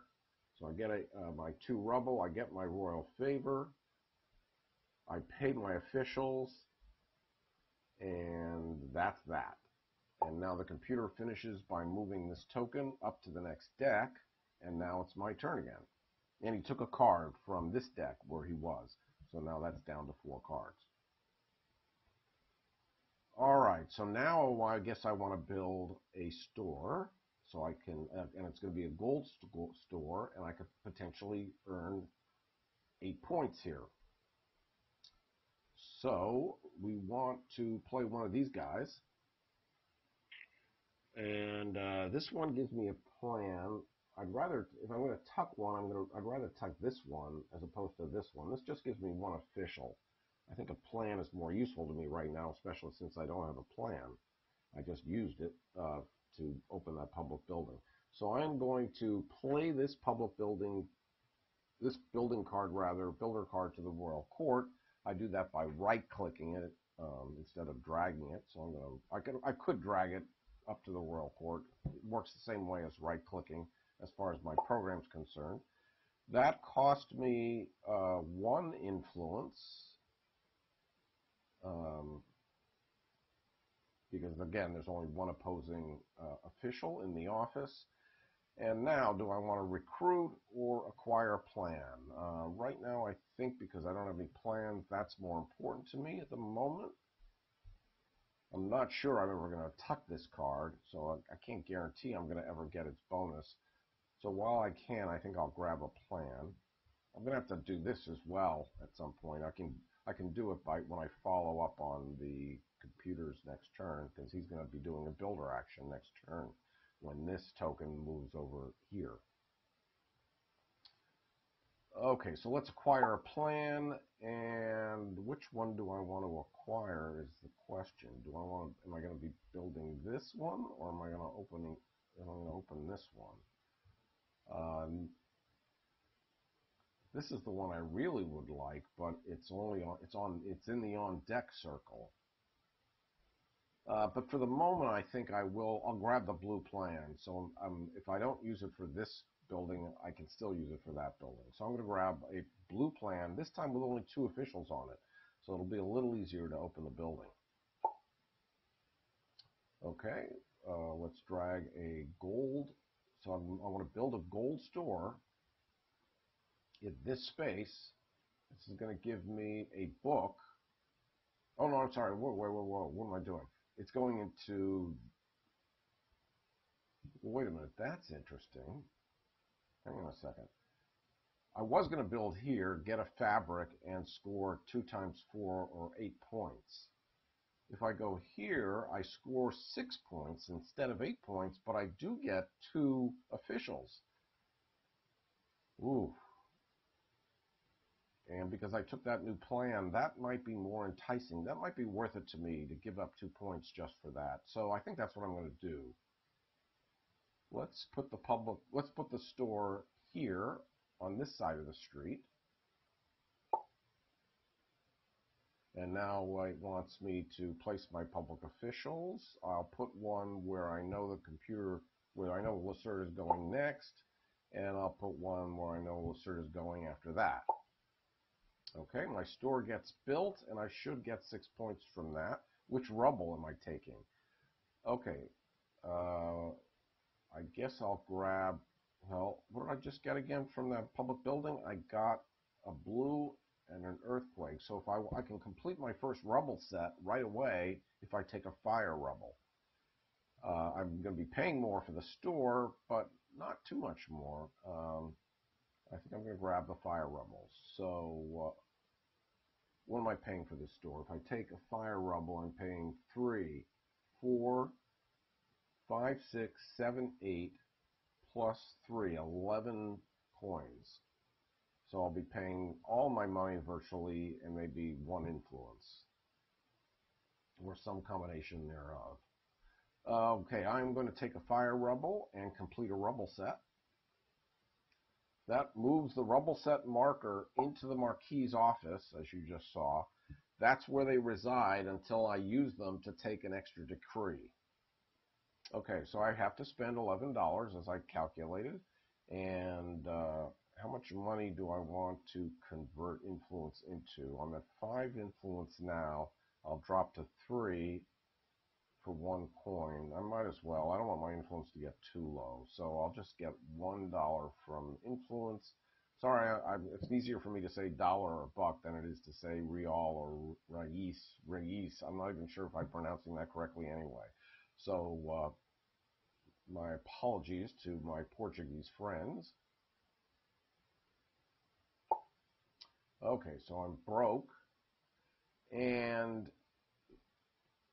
because I wanted to get into shipbuilding, I think I'm going to go, I usually go with this option, so after taking these 2 houses, I have the option to spend money instead of influence. But for the moment, I think I'm going to go with this house. And this is all I think I'm going to need, because if I can build a size 1 building, I'll pay nothing for it. Then when I upgrade that to size 2, I'll pay nothing for that. And if I decide to upgrade that later in the game to size 3, I'll pay nothing for that, because all those upgrades only cost 1 good. So 1 fewer good means it's all free. So that's the house I'm going to take, and there goes 3 points. There goes another 3 points, so I'm up to 11. Okay, and as expected, Lacerda is going to follow my action with his own royal favor. So what is he going to do? He always takes the main action when he follows. So he's going to build a store in the location that will earn him the most points. And that's probably going to be here. If he builds a... Well, wait a minute. No, it's probably here. He'll take the spot I gave up, and he'll get 8 points for building here. So that's what I expect him to do. Let's let him do it. He pays 2 influence. He's down to 1. He's pretty close to bottoming out. That's where he built the store. He gets 8 points for that, so he jumped from 5 to 13. And he was following my turn. So how do I want to refill my hand? So this, if I tuck this would allow me to discount the cost of earthquake rubble, which could add up over the course of the game. I don't need more favors at the moment. I think I'm just because I don't have a treasury card, I'm going to grab the treasury card. Okay, so at least now I have one of each. Okay, so it's his turn. He's moving this token over to here. He's therefore, and this token is on the bottom 2 decks, so he's going to take a plan, which is I'm kind of sorry for, because it just means more competition for that official endgame scoring. He started with 2 plans, so he's already ahead of me, I think, on plans.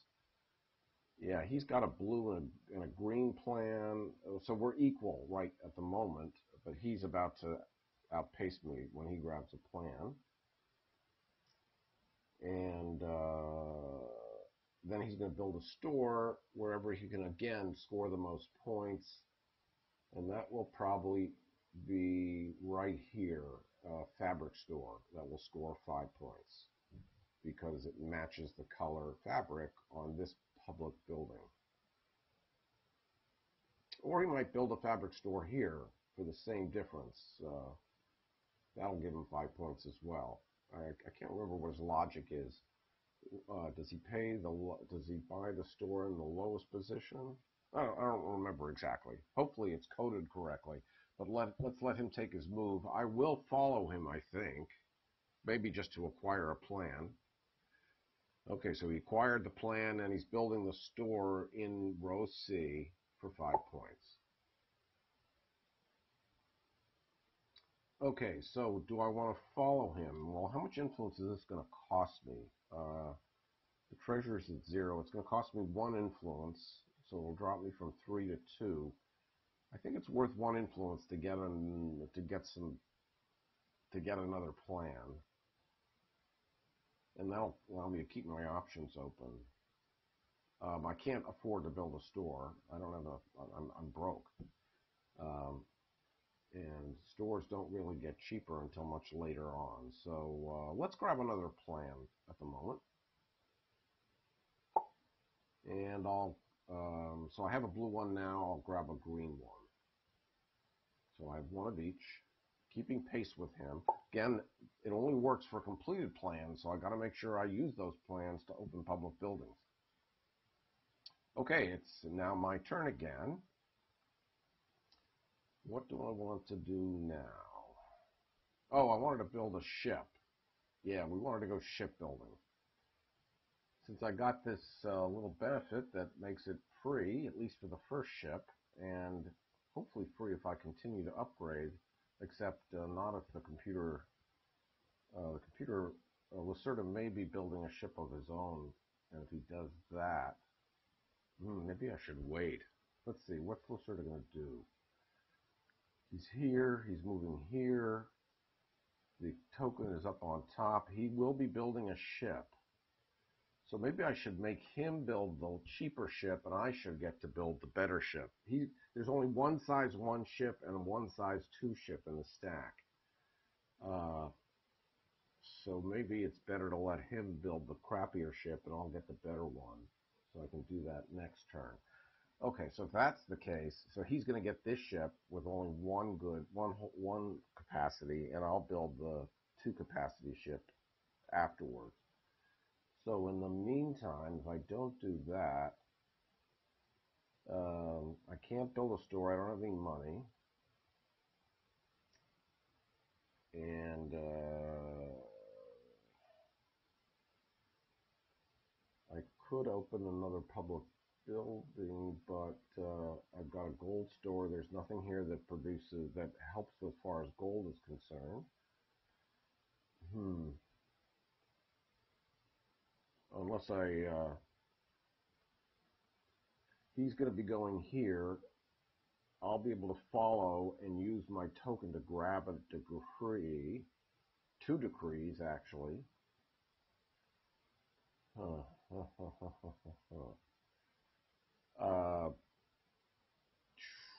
Wow. Oh.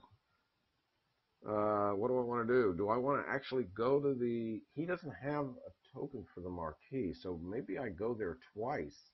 I go there and follow him and grab 3 decrees. Are there 3 decrees that I'd like to get? Well, if I'm getting 3 decrees, 5 for the most decrees would be nice. If I'm stocking up on lots of officials, 5 for the most plans would be okay. There are no public buildings to the east. There are 2 blues to the west, so neither of these necessarily help. 1 per blue public building. There's 2 out there already. It's not going to be worth a lot of points, but ho.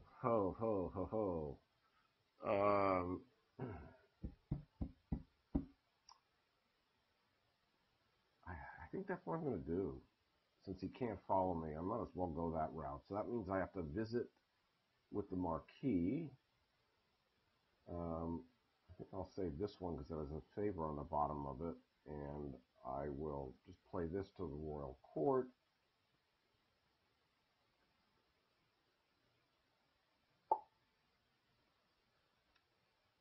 Okay. Well, geez, this is why I would have wanted to build a ship as long as I'm doing this.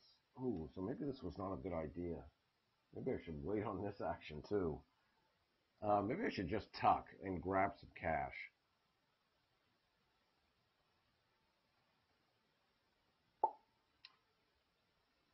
Yeah, if I play to the marquee, that's going to give me the option to build a ship. But I'm not ready to build a ship just yet. So I can't afford to go here. I don't want to build a ship yet. And I'm producing goods doesn't really do me any good. I don't have that many stores yet. Opening a public building just doesn't do anything for me. I think I'm better off grabbing cash, and the treasury is at 3. Not very good. But I could at least get this benefit of getting one discount, a coin discount on earthquake rubble. So that could potentially save me some bucks. And if I did tuck this, what actions would I take? If I were going to bribe.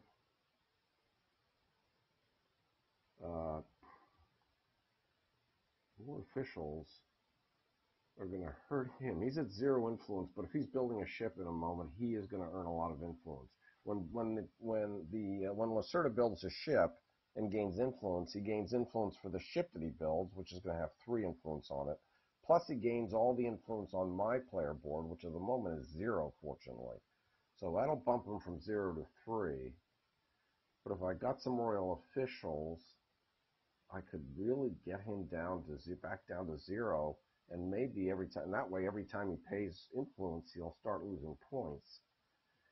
There's something to be said for that.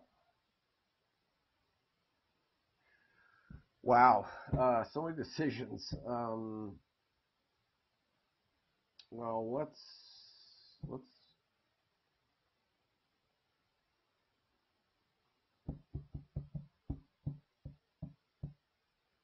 If I produce goods, I'm producing a gold.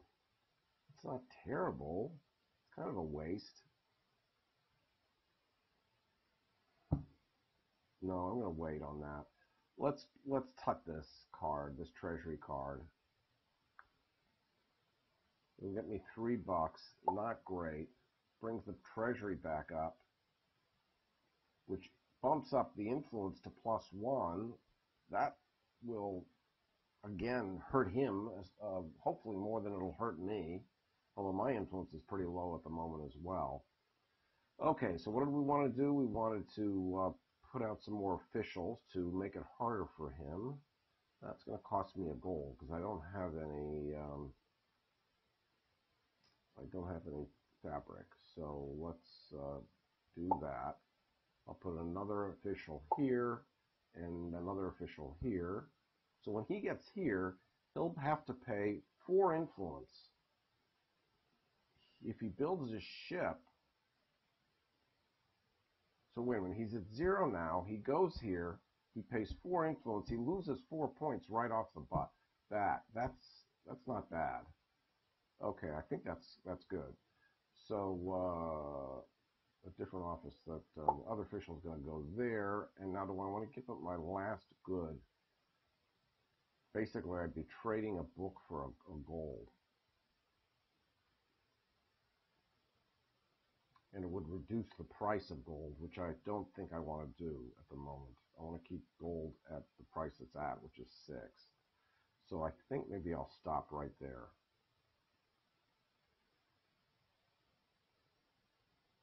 Plus, I may need an extra good to do some shipbuilding. Okay, so let's stop right there. And let's refill with, this raises the price of fabric, selling price of fabric. 3 influence, pay official. When I build my ship, that would be a nice bump up in influence. It would cost me official, but it might be worth it. Because if I built a ship, if I built a size 2 ship, that's worth 2 influence. If this were in my portfolio, that's 5 influence, so I go from 2 to 7. And I do it after he builds his ship. It's a lot of marquee cards, but what the heck? Okay. All right, so Mr. Lacerda, you are going to go here. You're going to build a size 1 ship, and then you're going to take the top 2 decrees, which is fine with me because I don't really care. He automatically gets 3 victory points at the end of the game for every decree he has. He doesn't evaluate them. He cheats, basically. Okay, he's building a ship. He did drop in points. for all that influence he had to spend that he didn't have. Now his influence is up by, shouldn't it have gone to 3? Oh, it did go to 3. I'm at 2. He's at 3. He built a ship, so that's worth 3 influence for him. Now, yes, I do want to follow him by getting some decrees of my own. Oh. Ouch. So that cost me 2 influence, so I'm bottomed out at 0. But when I build my ship, that'll get me back up. So, what did I want here? I think 5 for the most decrees.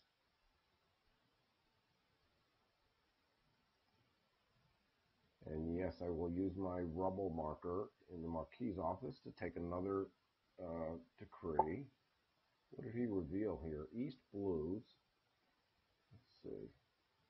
There's nothing on the east. 5 for the most fabric stores. I don't have any yet. And he has 1.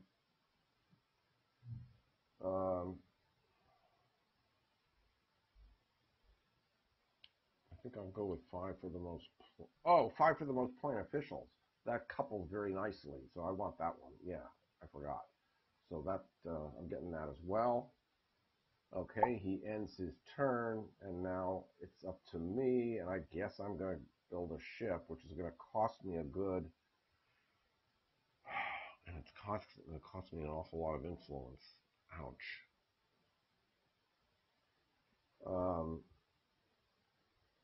No, I think I want to build a ship by tucking. Oh, I can't. I only have 1 good. Wait. If I tuck, I have 1 good to my name, a book. If I pay the book to build a ship of size 2, I won't have 1 good left over. Oh, I can't do it. I can't afford a size 2 ship.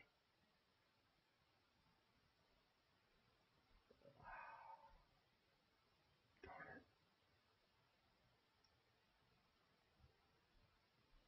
Oh, boy. I guess I got to do it by visiting. Yeah, that's what I'm going to do. I'll just use one of these great marquee cards that I have and visit the royal court.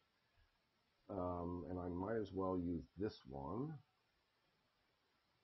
Oh, but if I visit the royal court, it's going to cost me 2 influence. And that's going to cost me 2 points because I'm bottomed out on influence. Oh, gosh. Oh, man.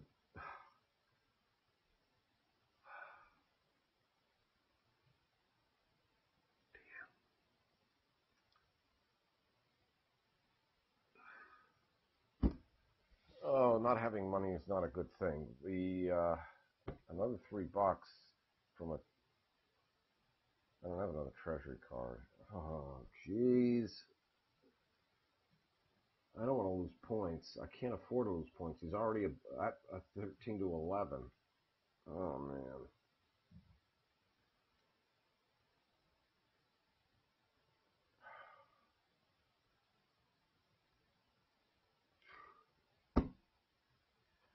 Not good.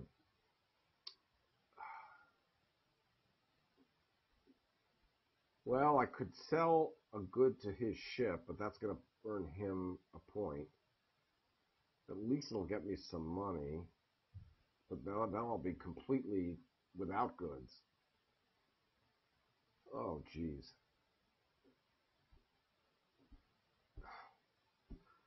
What good is selling? Okay, what's books are at 5? It'll get me up to $8. It's not a lot. I need enough to build a store.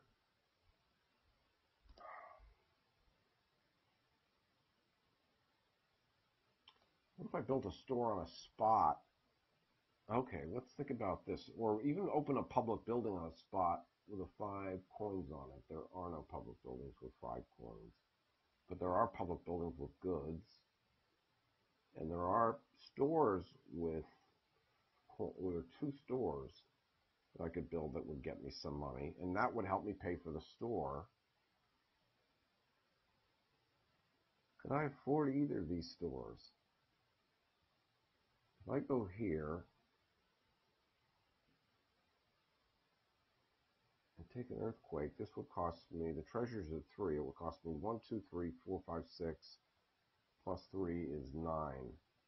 If I could get 5 coins, yeah.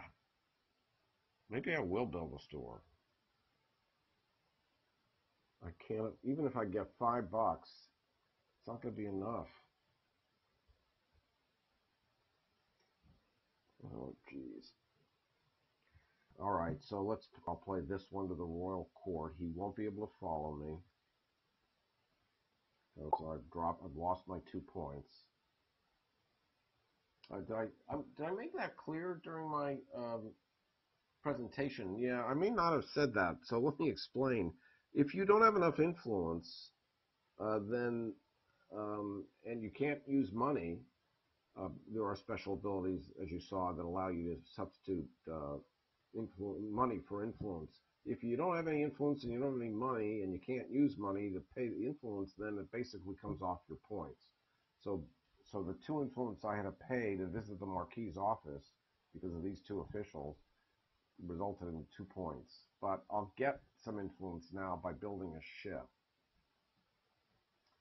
Not much, though.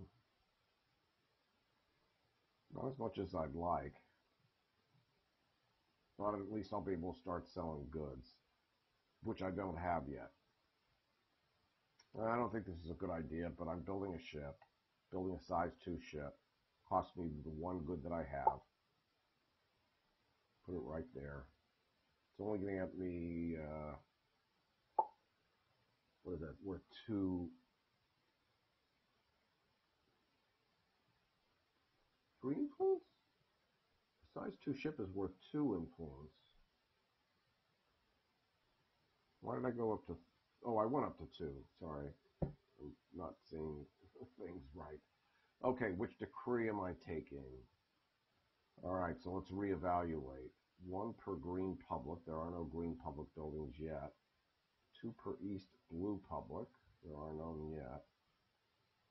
1 per any milk bee stores.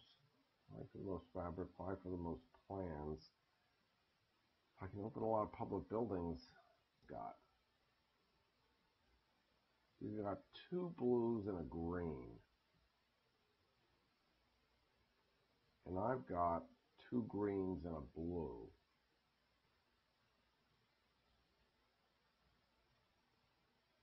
So what if I went for the most green plans? I guess there's not a lot of good choices here, unless I just plan to build a lot of stores in the B row, B Street.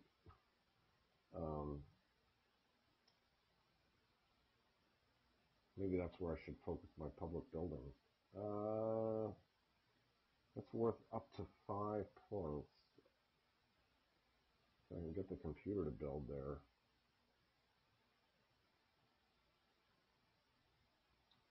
That's worth 5 points, but he could easily beat me. No, he's going to tend to go for when he goes for plans, he goes for the ones that have the most officials on them. So he'll go for blue before he goes for green. I'm going to go for 5 for the most green plans. This might backfire. Okay. Should I take a treasury card? That's one way to get a few extra bucks if need be. Because now I have no goods. Let's go with the treasury card. Oh, so all of a sudden I'm not so happy anymore. I was happy for a moment, but now not so much. Okay, he's going here to open a public building and to advance the cardinal 2 spaces. He's going to grab this clergy tile, score 3 points for it. He doesn't collect clergy tiles. He just scores points for them. So this will be worth 3 points. I'll be able to follow him and open a public building of my own in preparation for building a store, assuming I can get the cash together to do it. Oh boy. I don't know. Now that cost me influence. No, that cost him an influence. He's down to 2. Cost him 2 influence. Did he just go from 4 to 2? Oh, I'm presuming that was correct. I wasn't watching. Should have cost him 2 influence. Lacerda paid 1 influence. Oh, there's a -1 in the treasury. The treasury's at an all-time high. Maybe I will play that treasury card for $5. That should get me store building. Okay. Yeah.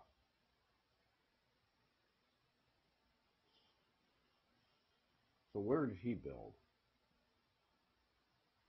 Where did he build? Here for 4. Yeah, he built here for 4 points. Okay. So let's open a public building. I don't have fabric. So I'm going to be going into books are worth a lot of points. Maybe I should go into books. He's not into books yet. Alright, that means I'll build this public building. I'd like to get him into B Street. Okay, so we're opening a public building. I've got the officials, so I'm not concerned about that. Okay, so I've got both of my plans require 2 officials. Actually, if I build this is worth points. It's worth 3 points to me and 4 points to him if I build it here. Don't want to give him points. So I think I'm going to build this building someplace where he's not going to benefit from it, at least not yet. Okay, so we're going to build that building. Where's my best benefit? You can get a gold, a book, a tool, or a tool. I guess I'll grab the gold.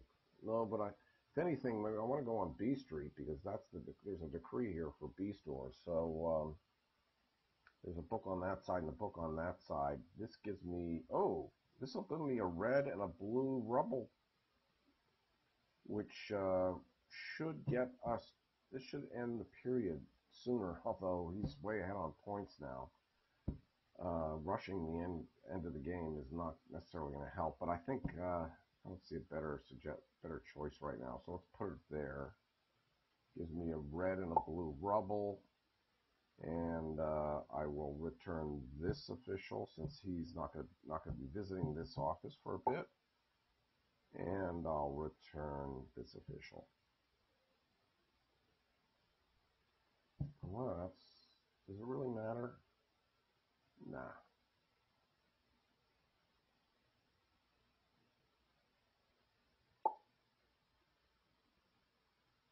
And that was following his turn, so he just took a card from that deck, and now it's my turn.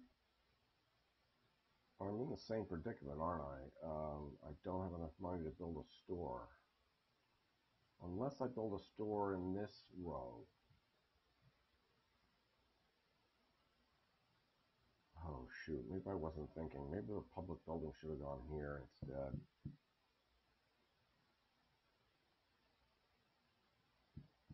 Because I might be able to squeak out a store here. But I really need the money from here.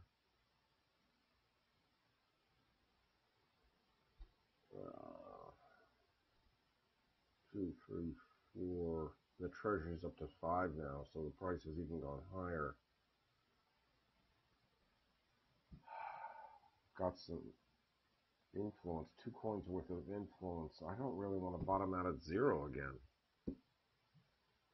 Alright, come on, Larry. This shouldn't be this hard. Alright, so if I sold goods, I could sell a gold from this card, sell a book from this card. That would give me some reasonable cash to play with. And then if I built a store on a 5 coin space, that would give me 5 coins. I think that's what I'm going to do. So I'm going to replace this card, which isn't doing me any good, with this new card that has 2 influence on top. It'll get me a gold.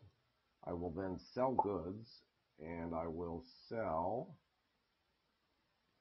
to my own ship both 2 goods, which when the ship sets sail, the ship earns me 2 points. So this is, and oh, for every good that I ship, that I sell to this ship, I get a coin. So that's another way to make some money. All right, so I'm selling a gold to that ship. Then I'm selling a book to that ship, and then the ship will set sail and score me 2 points. Okay, there we go. So I went from 9 points to 11 points, and suddenly I've got 16 bucks. Okay, so now I've got enough money to actually make some stores happen. And he's coming around. Unfortunately, I won't be able to follow him because I don't have the royal favor. That's the one disadvantage. But if I did this one, I would not have made as much money.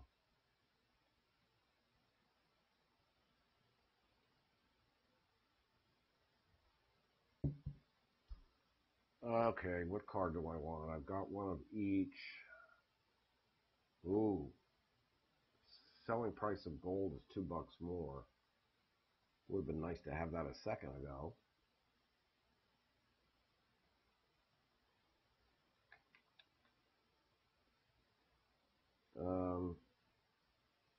I guess I'll just take that for the moment.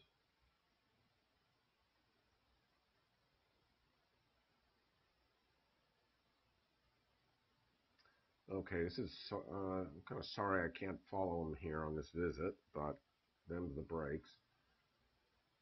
Okay, he's down to 1 influence. He'll be hurting on points again shortly, but he just scored a bunch of points for building a very good store. What did he just score? 10 points for building, what did he build?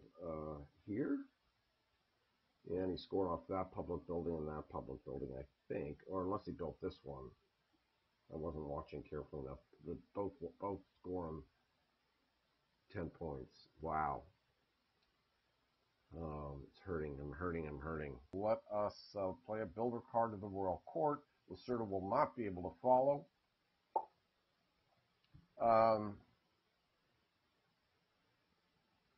As much as I'd like to recruit officials, I really think I need more green plans if I'm going to compete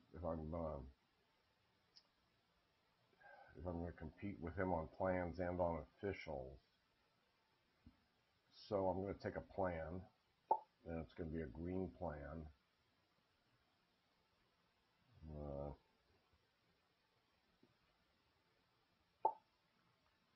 And now we're going to build here and get an extra $5, and that will score us 4 points because that has tools on the public building. Oops, what am I doing? This guy, the small building, because it's a narrow street. Okay, an extra $5 doesn't hurt. Rubble, we want to take the earthquake rubble. That'll cheapen the building. Oh, and that will complete my second rubble set. That's going to end the period at the end of my turn. Should have seen that coming. Wooden house. You know, I think it's time to switch gears and maybe go for an extra good when I produce, because I am going to need to produce again and get some extra cash. So let's go that route. Okay, there's my 4 points. Refill my hand with a builder card. That's going to let me take a rubble cube from the general rubble pile, because I'm about to discard that when you see what happens at end of period. So end of period, I get 3 points per rubble set. That gave me 6. He gets 1 per cube. He just scored 7. I assume he has 7 rubble cubes. He does. Okay, now we're clicking. So now I'm deciding what cards I want to discard.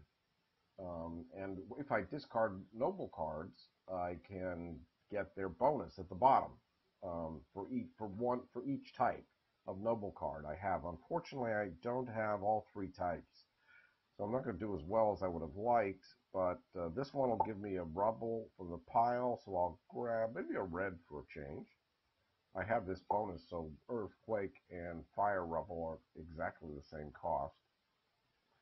And now this will give me a royal favor, and since he's headed in to see the Marquis, I think I'll grab a Marquis favor. And then the rest of these I'm just going to discard in order to get better purple cards in their place. So I've got a new hand of purple cards, and now that's the end of the period. New brown decks have come out, replacing all the old red decks, and the new ships are out, size 3 and size 4 below it. And now it's Lacerda's turn, and he's going to see the visit the Marquis. And now he's bottomed out on his influence. He's at 0 influence, so every influence he pays from now on is going to cost him.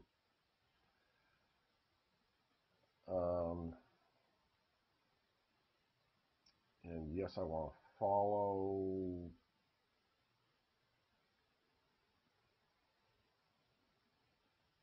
So I have the type 2. If I'm going to take 2 decrees, what 2 would they be? Because I could consider using this opportunity to build a ship, which would be free to go from 2 to 3 because of my house benefit. And then it'll be free if I ever go from 3 to 4. Are there decrees that I want to take? 1 per decree. That's at least 5 points. Yeah, I guess I'm going to have to grab decrees. So let's do that. Cost me an influence. I'm down to 1. I'll take 1 per decree. And I'm going to use my rebel set marker. And now, the most plans. I'm not going to have the most plans, I don't think. Most completed plans, that is. 5 for 1 of each good. That's asking a lot. 5 for the most fabric. 1 per any B store. No B stores yet. 5 for the most bookstores. 5 for the most fabric stores. He has not built bookstores yet. Maybe it's time for me to go into bookstores. Let's try 5 for the most bookstores. I guess we want to build again.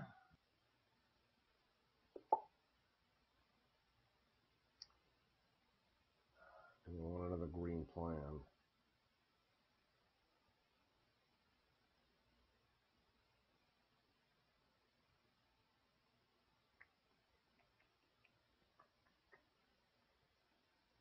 There are 2 plans. We need officials. I think I have to go with officials because I think I'm going to be doing 2 public buildings in a row.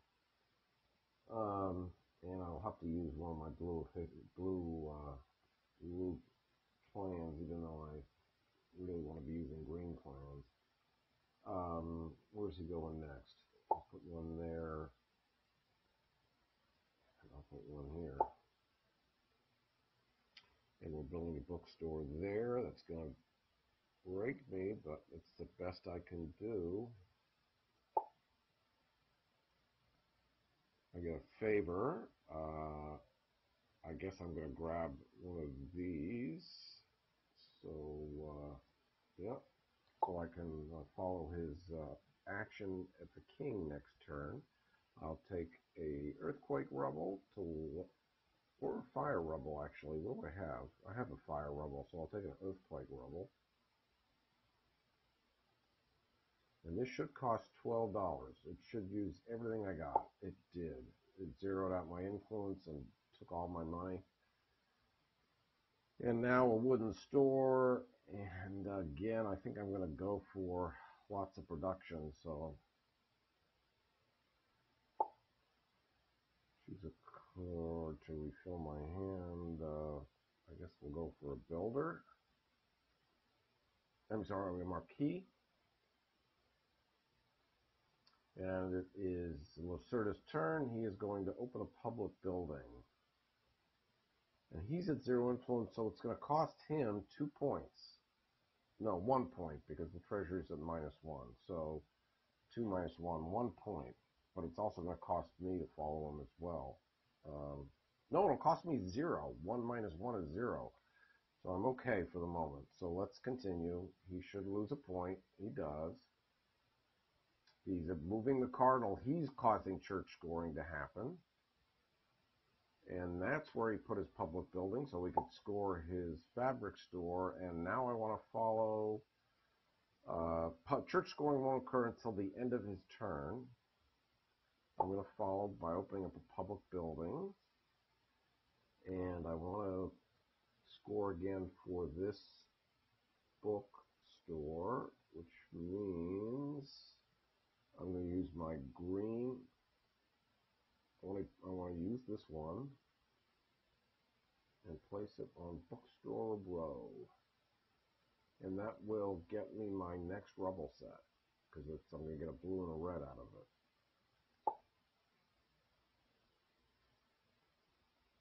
it. And I get fabric. And I have to return to officials. So this one and this one. And we'll hit him when he gets to the builder. And what did that score me? 3 lousy points, unfortunately. But maybe I'll get some points if I monopolize bookstores. That's worth 15 points at the end of the game. 9 points at the end of the game. Discarding a number of clergy tiles to score their VP. Okay, so this one's definitely going, because this one's used up. That's worth 3 points. And at the end of the game, each of you complete. I can't get rid of that one, so that's it. And now I'll gain some influence. Whew. Okay, so we're both at 4 influence all of a sudden. And it's my turn, and I think I want to open another public building, if I can capitalize on it. Let's see. If I go here, there is a... Oh, all I have is a blue plan now.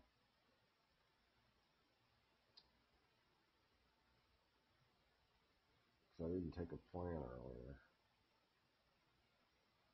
I am broke.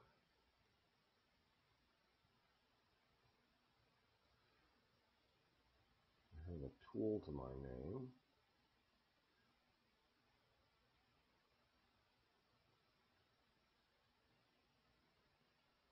This clergy tile situation. Whenever you receive rubble, you may discard 1 and only 1 to score 2 victory points. Well, that's something to be said for doing that. He would follow me, though, unless I tuck. Treasury's up at 5. It's worth $5 to tuck. Okay. Let's think about this. If I do use my blue plan that I have,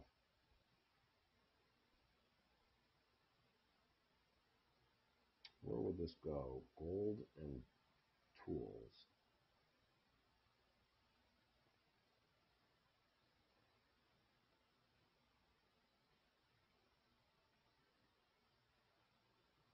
No, I really need I need a brown. I need this one. I need the green plan.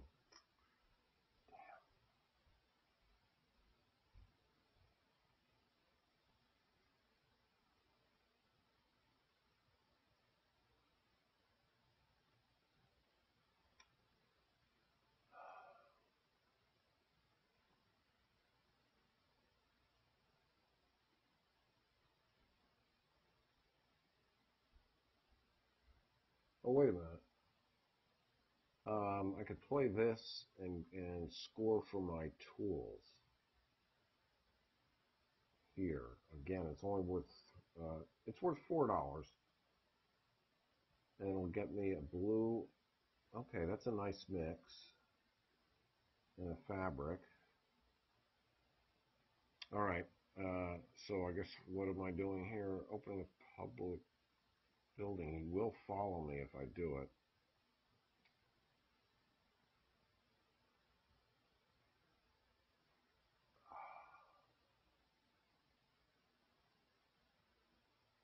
I'm able to get my plant. Oh man. Oh, this is not a good situation. I need a plan. All right, let's get the public building built.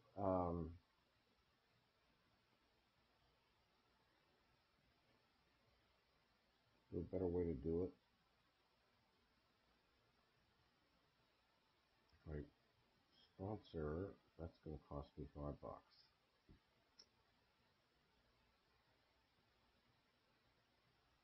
I guess I'm going to play this and he's going to follow me and open a public building of his own.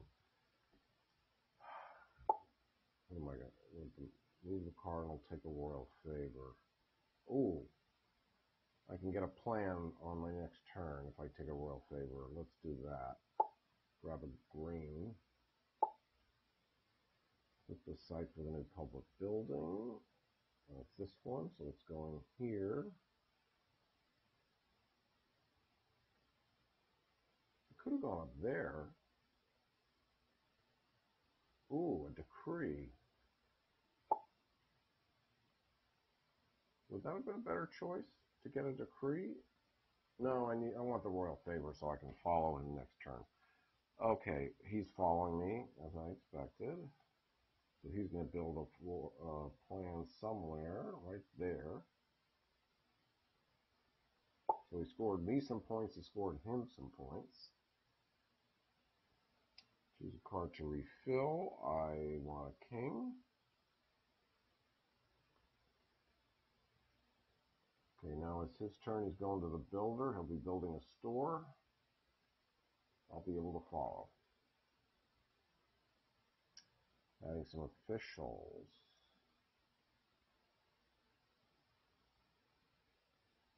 Ooh, he scored some points for me with that. Oh, and he's also competing now with bookstores. But I still am tied, so that's 5 for the most bookstores. But I want the 9 points if I can get it. All right, if you want to use your royal favor to follow Lacerda's visit, I want a plan, a green plan.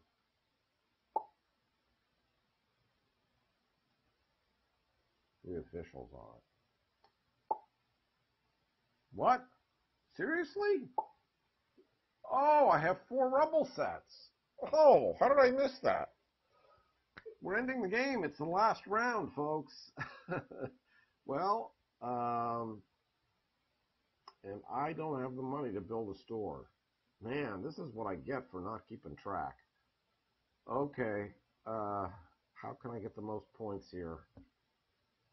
I can't even do a public building. I think I have to go for decrees.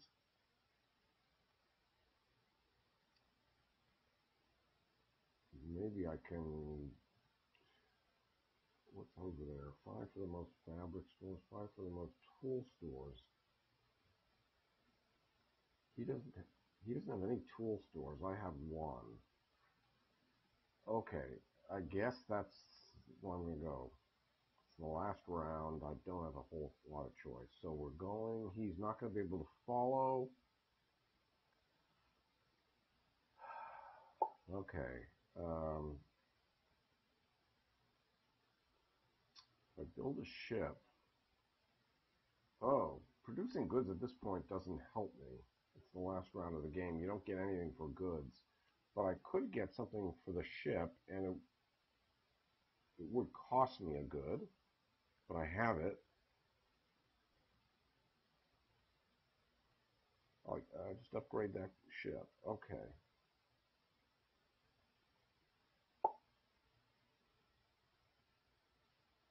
So I'm upgrading. Oh, it's not going to cost me anything because I'm going from a 2 to a 3 and I paid 1 good less. So this is going to be free for me. It's worth an extra point because you do get a point for your ships. Got me some influence. Now I get a decree, and what did I say I wanted? 5 for the most tool stores. Ooh, forgot about that. Yes, I might as well. I don't even know if I'm winning on green plans. 5 for the most fabric stores. He's beating me there. Let's see. I have no fabric stores, do I? He's going to steal all the points on fabrics. 5 for the most B stores. I'm tied. That's worth 5 points.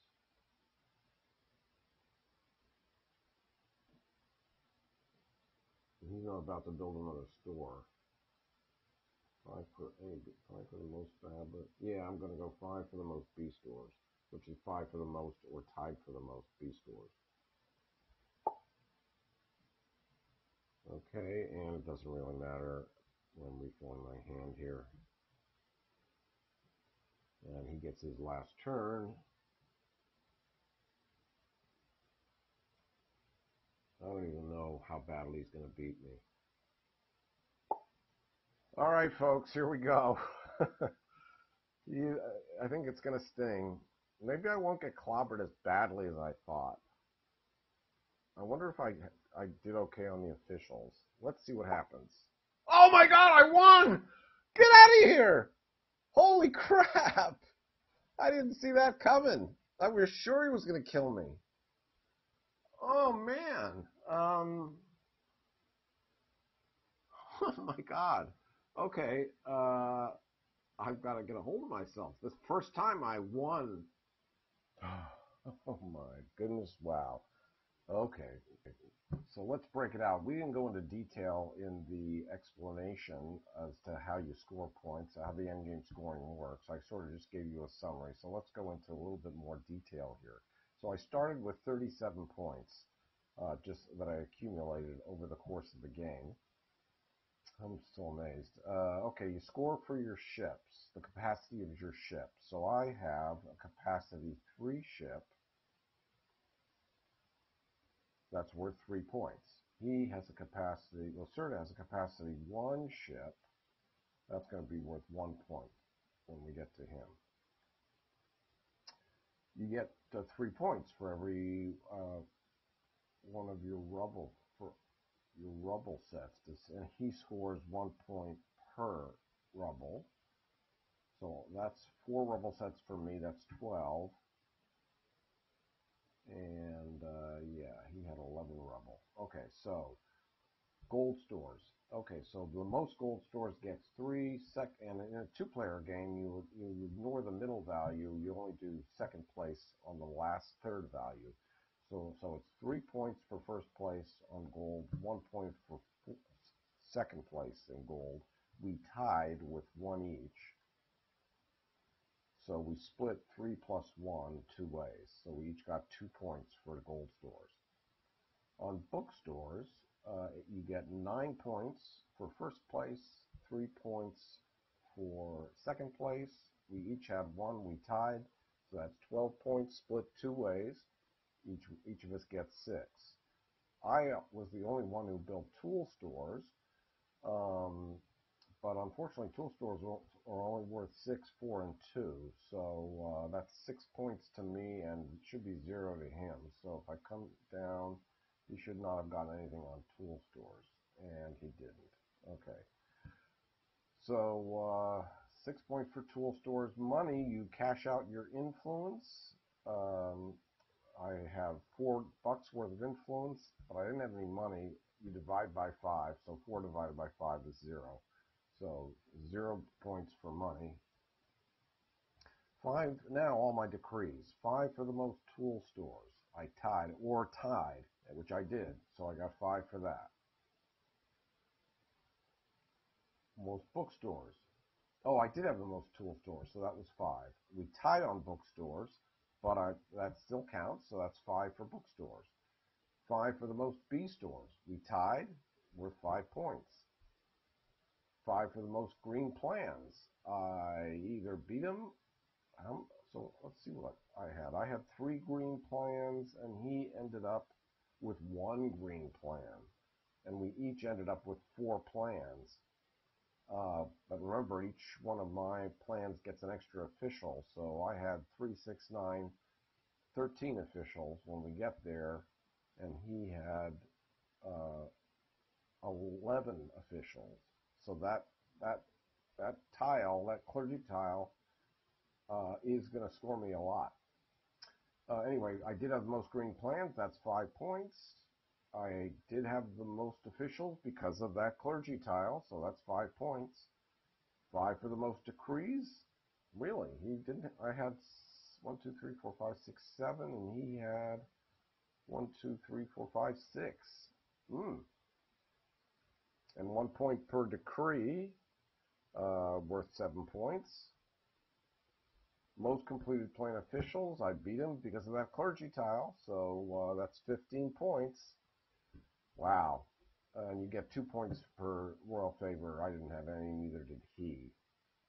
My final score, 118. I'm sure the addition is correct. So he had a starting score of 59, 1 point for that ship. He had 11 rubble cubes.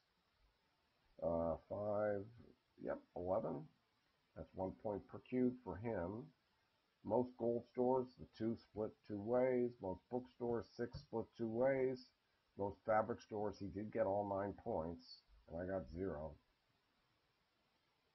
And he didn't get anything for tool stores, of course. He didn't have any. Decrees, he gets 3 points per decree.